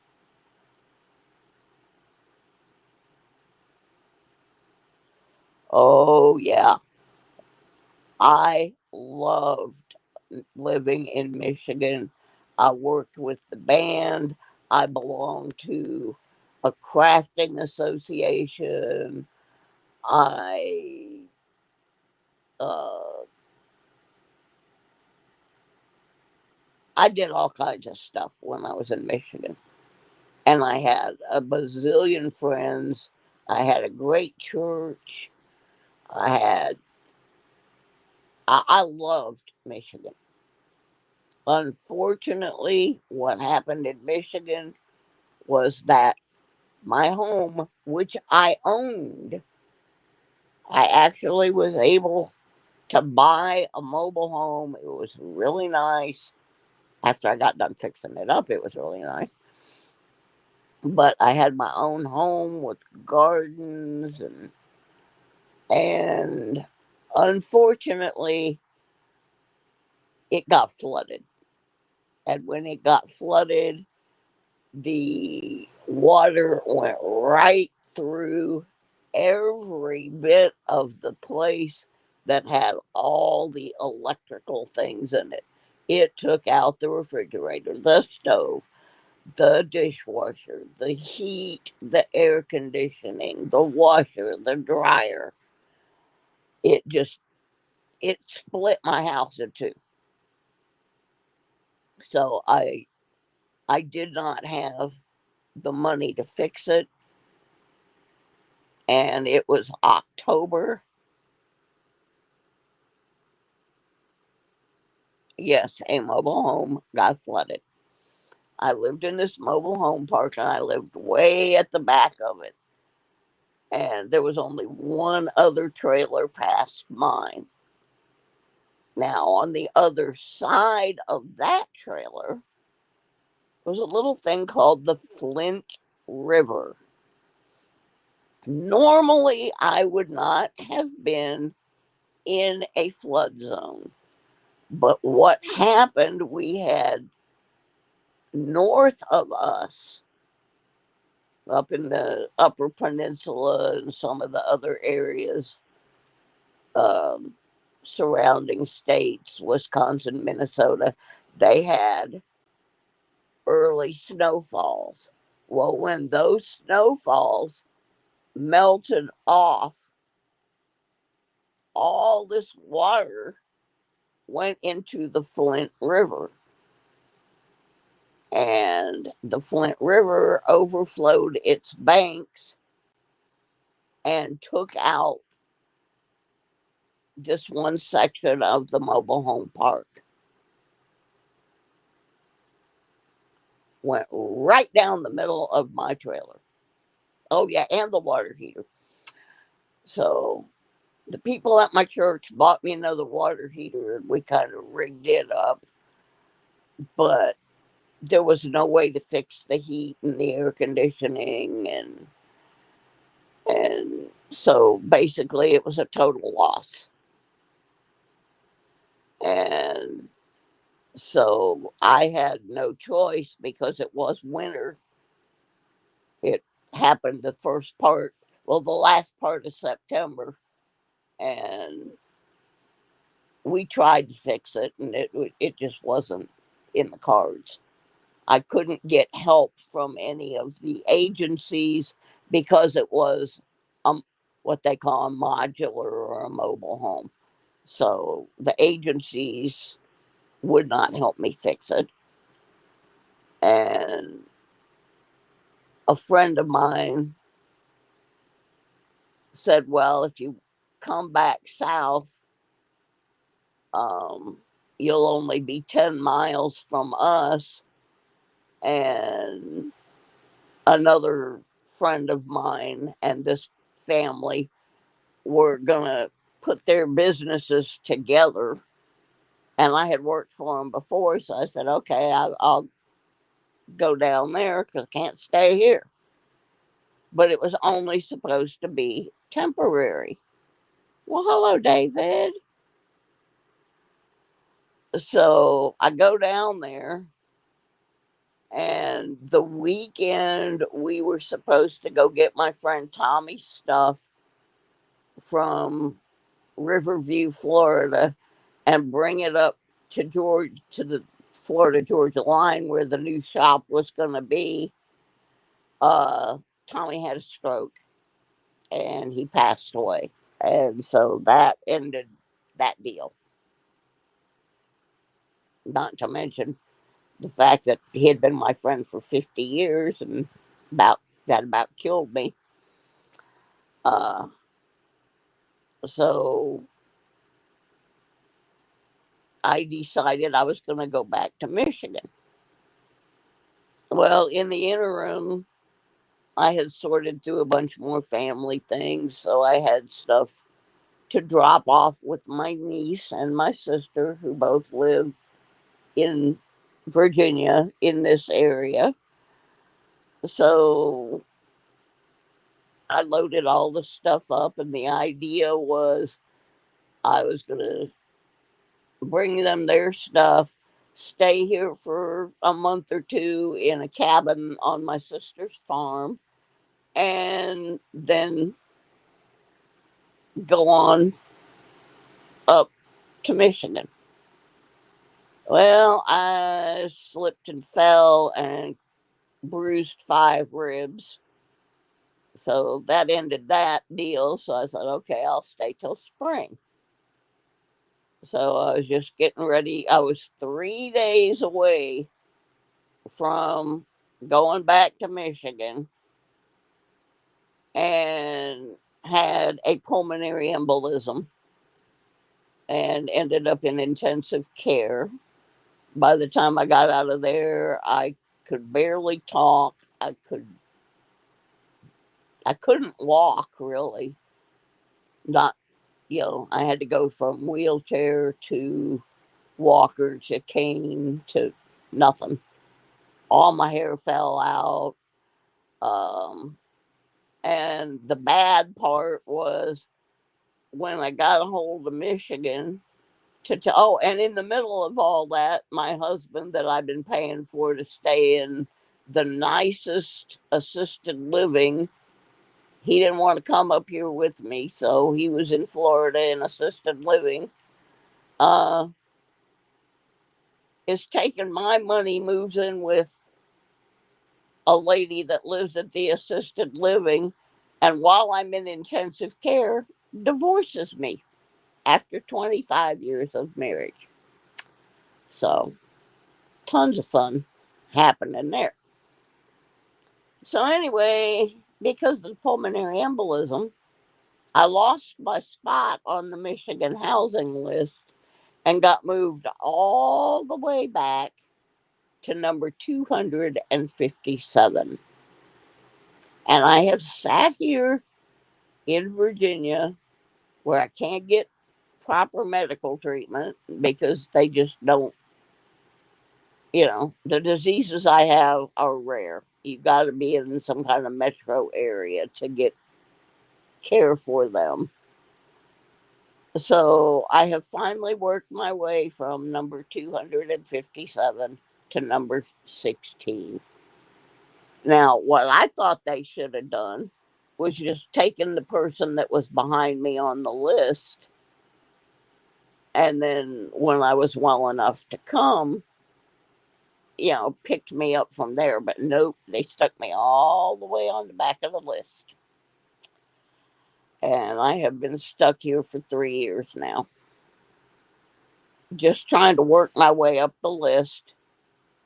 And the other thing that happened was, since all that happened in 2020, that's when the beer virus kicked in.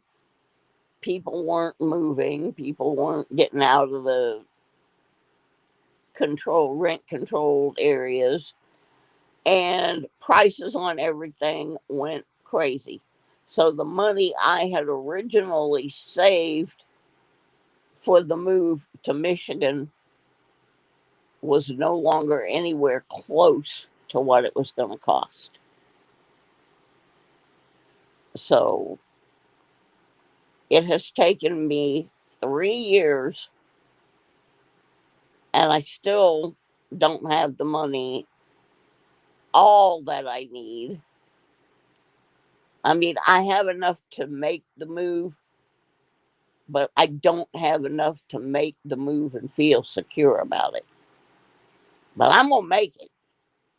As soon as they say, you're at the top of the list, your unit is ready, my butt's out of here. Like I said, I don't care if I have to live in the unit with no lights or whatever. I've got enough friends in Michigan. I will figure it out.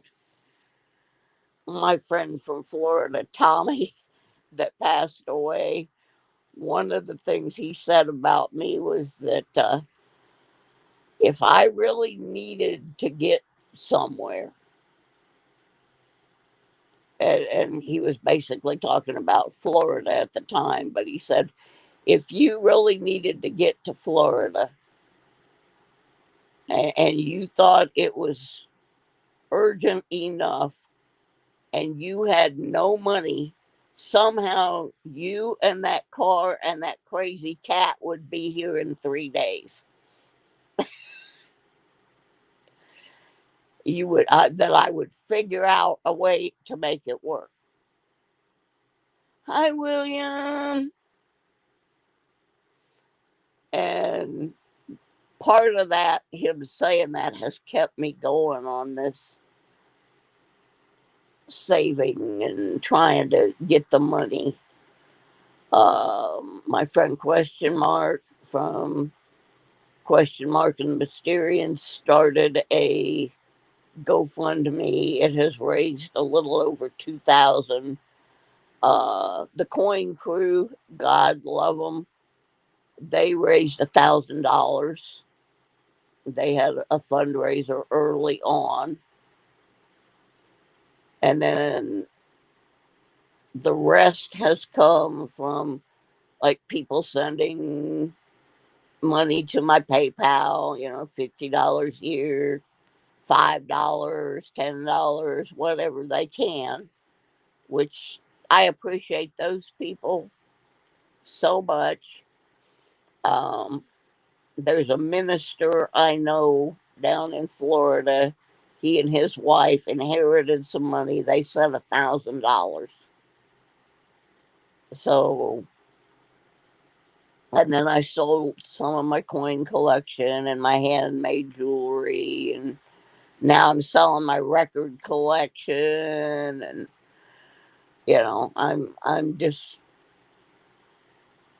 I'm parting with things I don't want to part with, but I know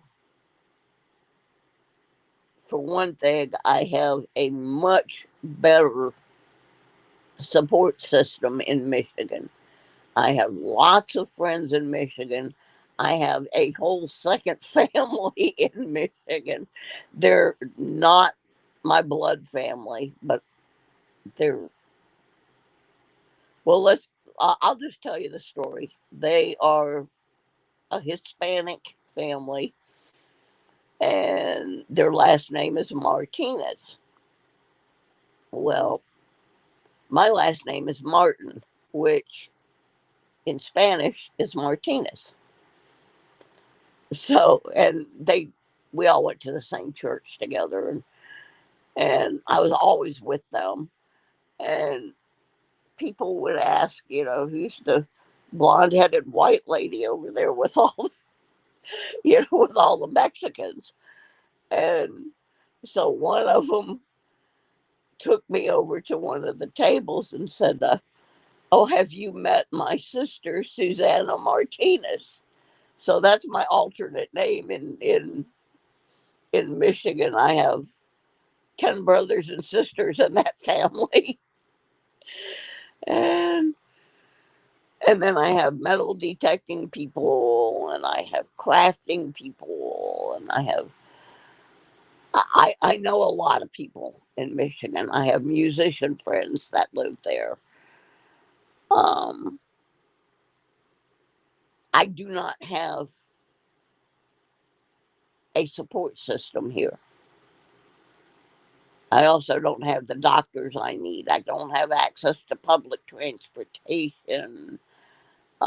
So, in answer to the question, would things actually be better if I were in Michigan? The answer to that is abso-freaking-lutely. And also, some of the autoimmune disorders that I have were actually diagnosed at the University of Michigan. I got into some research studies and things, and uh, as a result, things that I had struggled with for 10, 12 years that doctors had completely misdiagnosed were correctly diagnosed up there, and I was able to receive treatment. And a couple of those doctors I have already gotten a hold of, and they have told me, since I was a patient there for like 6, 7 years, they don't consider me a new patient.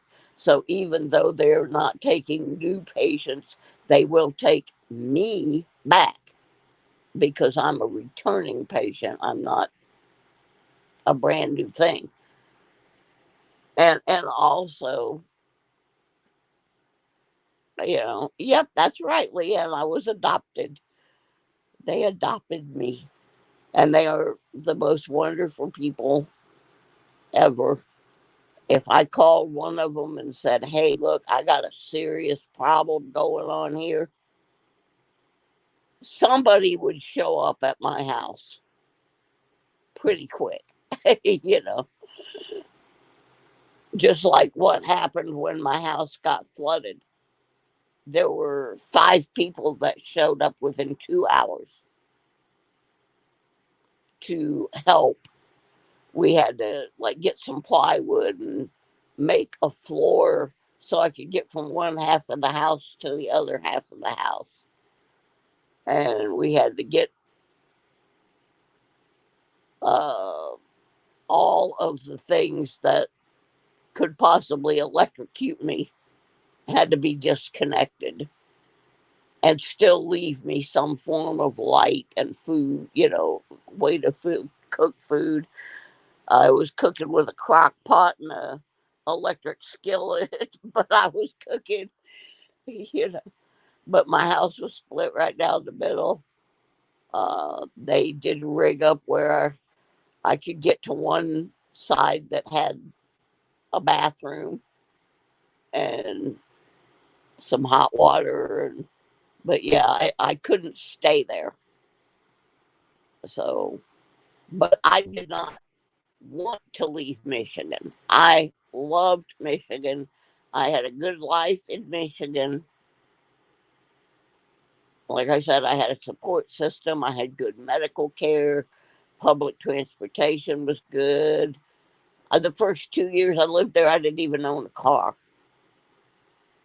And it was a minor inconvenience. There were a few times where I would have to call somebody to get me somewhere special, but I could get from where I lived over to Henry Ford Hospital in Detroit if I needed to go there.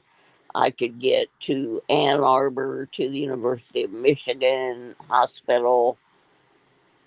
Um, it's just, and the fact that it is one of only 3 places that I can get this disease that I have. It's called IgG4 dash ROD. I had never heard of it before.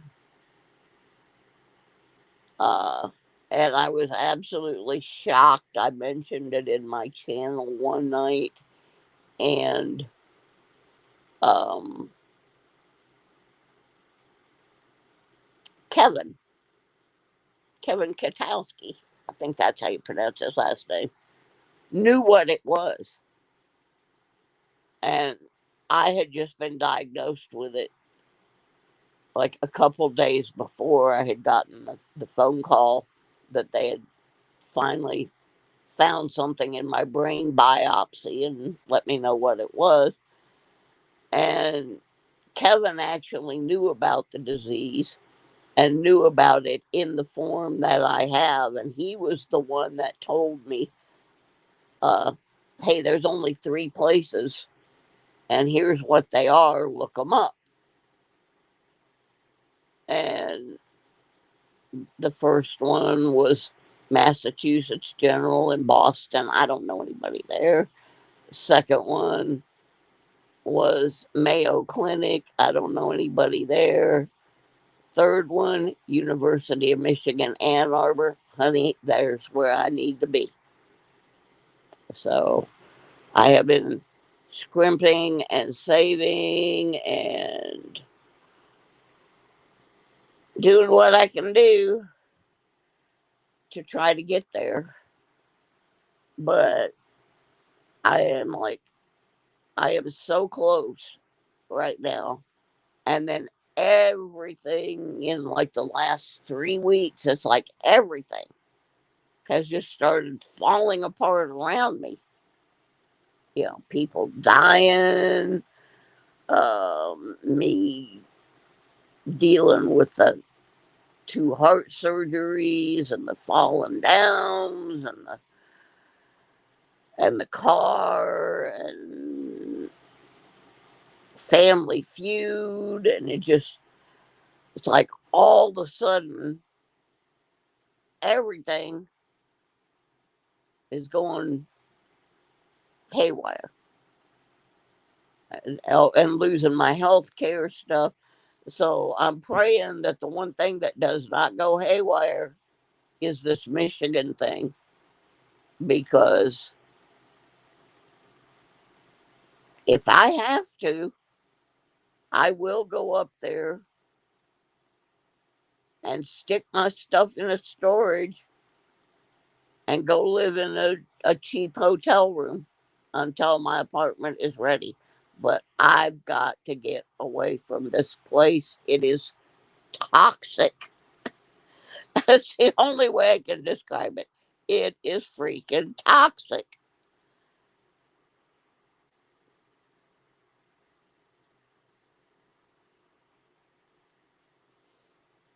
It's like um, Mudswat I lost in 2021.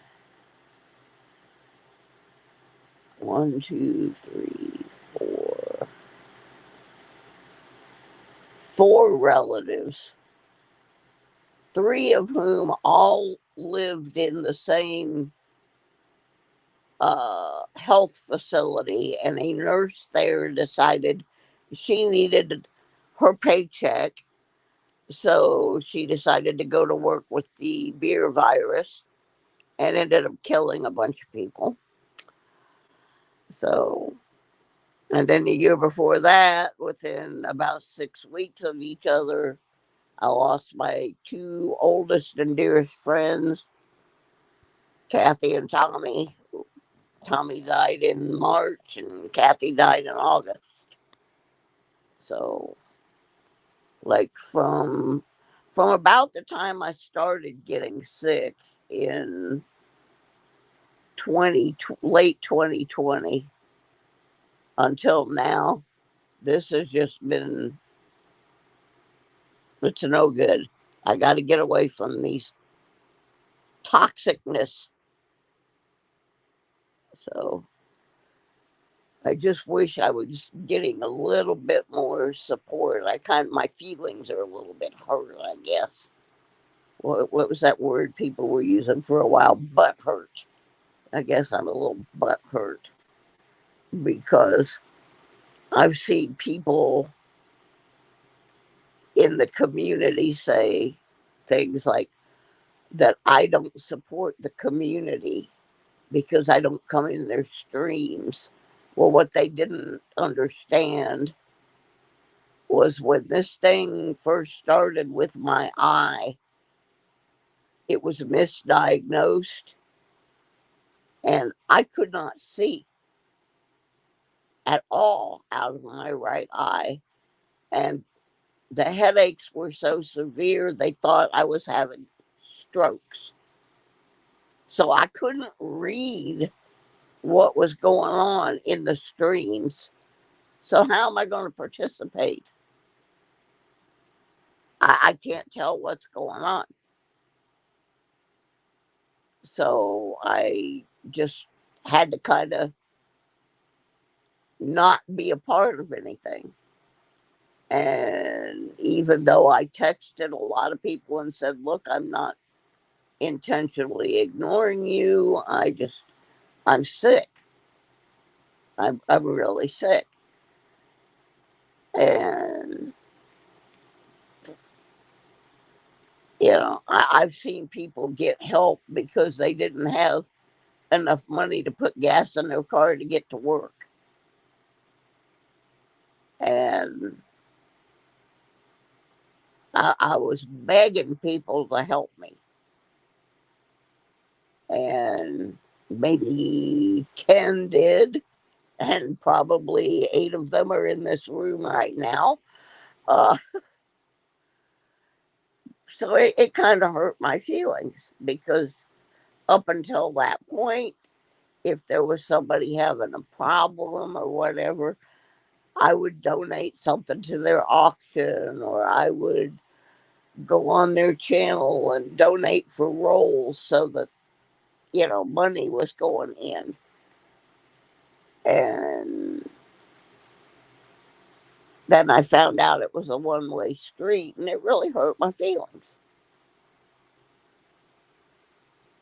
And here I am 3 years later, and I am within a month or so of finally making it to Michigan, and I still don't have the money. And I still have not been able to monetize the channel. So, yeah, I guess I'm feeling a little sorry for myself. But sometimes that's what you got to do. you know, it is. Sometimes that's how you got to get past.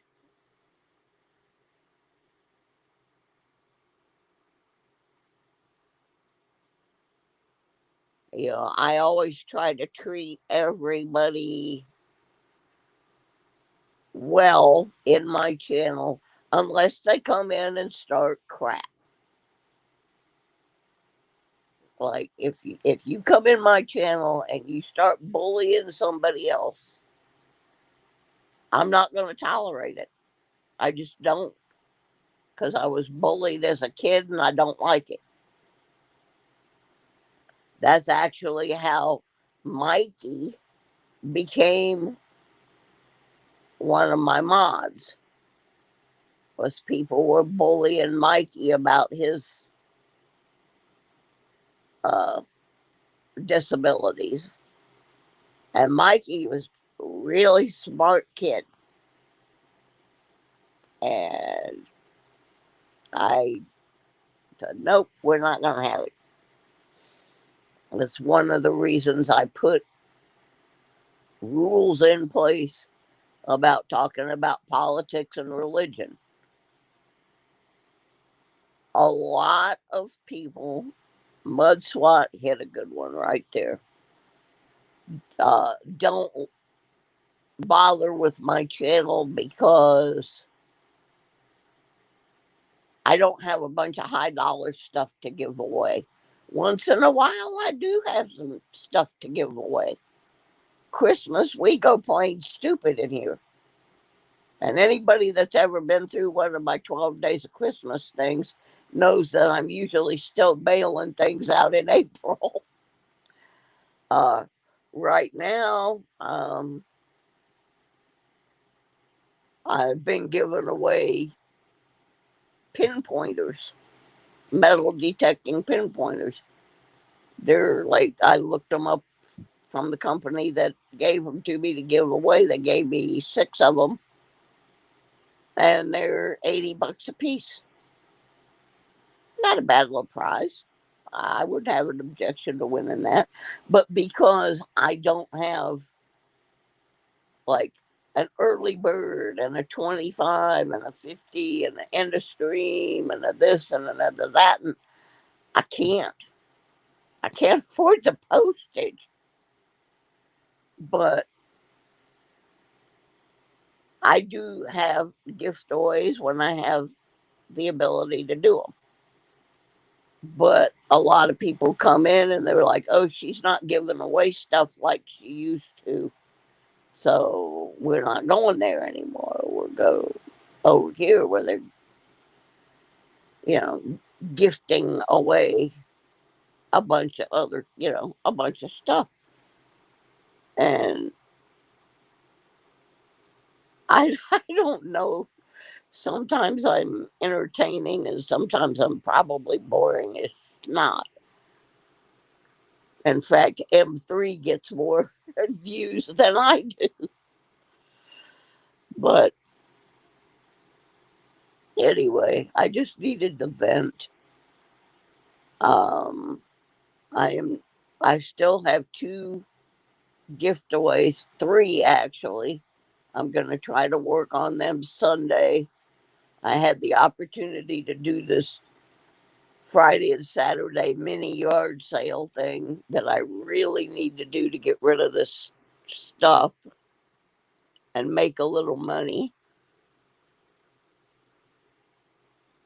Um, I'd like to get back out metal detecting if I could manage to stay on my feet long enough.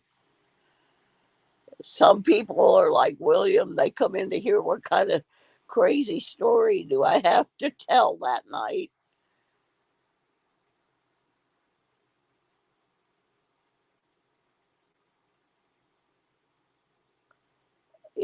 My whole thing,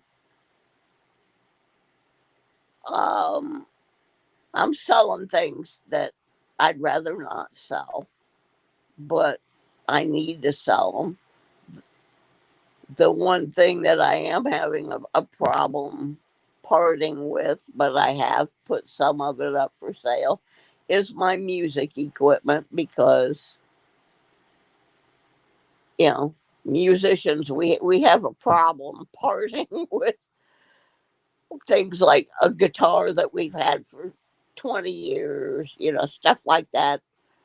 Uh, I'm getting where I can't play too well anymore, but I don't want to just blindly sell my equipment and then find out that the treatment that they give me in Michigan cures the problem and I can play again, only now I don't have my equipment. So I don't really want to sell my music equipment. I don't care if, other than my bedroom furniture, which has been in my family since the 1940s, the rest of the furniture and stuff in here, it's not going with me. Most of it's junk. I looked on Facebook Marketplace. I can replace my desk for $20. Why am I going to spend all this extra money renting a bigger truck that uses more gas to haul a bunch of crappy furniture? I'll get more. I'm not going to haul my car because it's junk. I went for 2 years up there without a car. If that's what it takes, that's what it'll take. But I don't think that'll happen because I just don't think that's what's going to happen. Other than my electronics, like my TV and my stereo and my music equipment and my cat. Now, M3 says I have to take his kitty condo, but he has already made a video complaining that I sold some of his cat toys at the yard sale. So, anyway, medical equipment I got to take, like my nebulizer and that kind of stuff.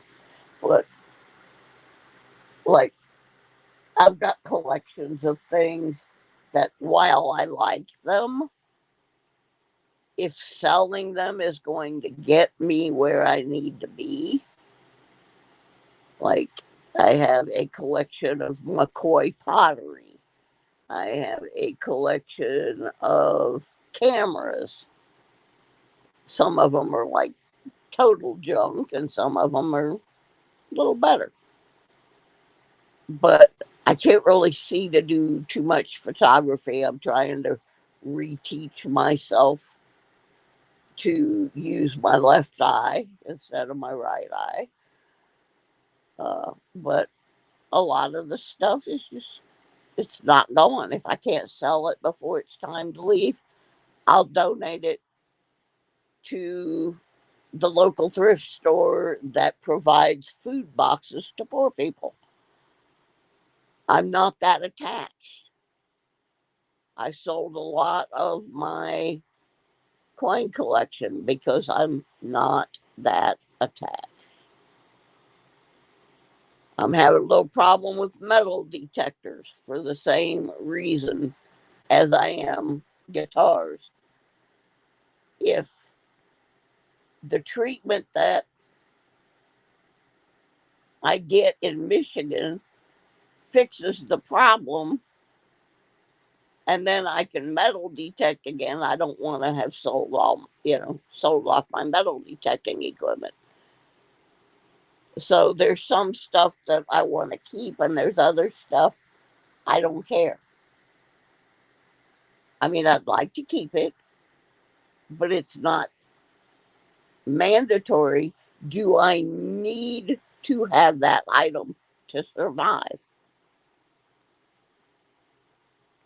Is how I'm looking at a lot of it. My jewelry making supplies, I have gotten rid of some, but I don't want to get rid of it all because I'm still making money with it.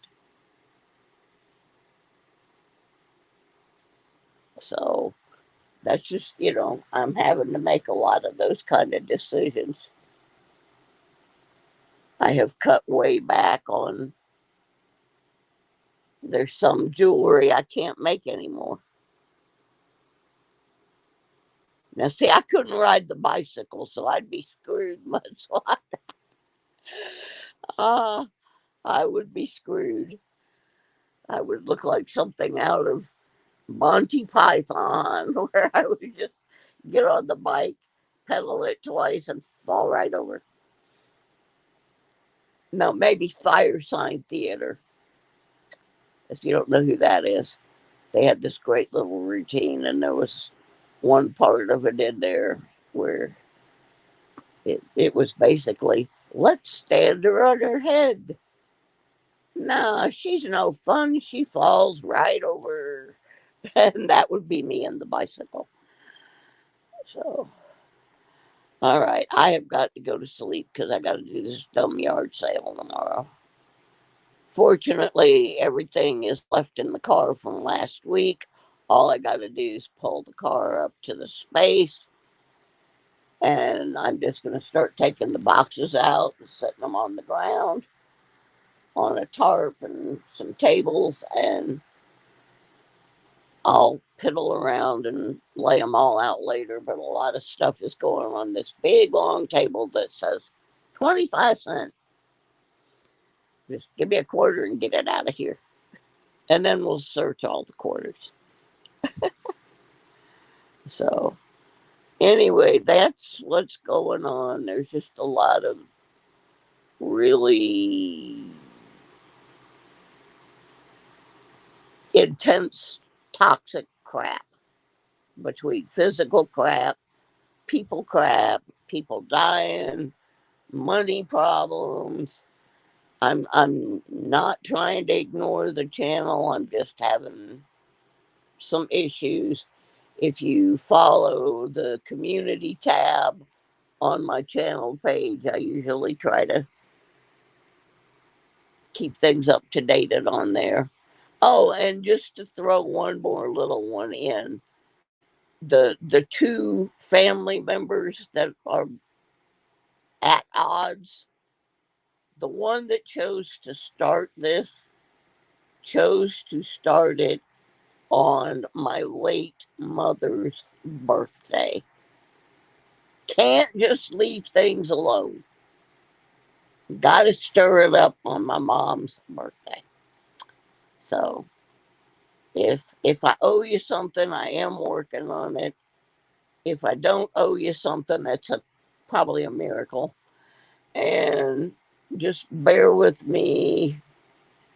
Um, Hopefully, in the next month, a lot of this stuff will clear itself up. And I appreciate every one of you. Some of you have sat here and listened to me yabber for over 2 hours. God bless you all. And M3 says, meow, meow. He's now down at the bottom of the bed. So, thank you guys. Yeah, see, so many of us are sick. Like David's got emphysema. I've got 9 different autoimmune disorders, plus 3 serious back injuries, uh, just a bunch of crap. I've got breathing issues. I don't have emphysema, but I have COPD and just a bunch of, I had pulmonary embolism. So many of us have stuff wrong. And at different times, it can all gang up on you. Well, right now, mine's ganging up on me. And so I just wanted to let everybody know it's not you guys, and I'm not just ignoring you. It's just I'm overwhelmed, and we're working on it. So thank you very much. I'll try to get on Sunday and let everybody know what happened with the yard sales, and we'll start working on getting these giveaways going. So thanks, everybody. Much love to you all. Have a good night. Yeah, I gotta figure out how to get out of this thing. I do this on my phone and then I don't know how to get out. Oh my goodness.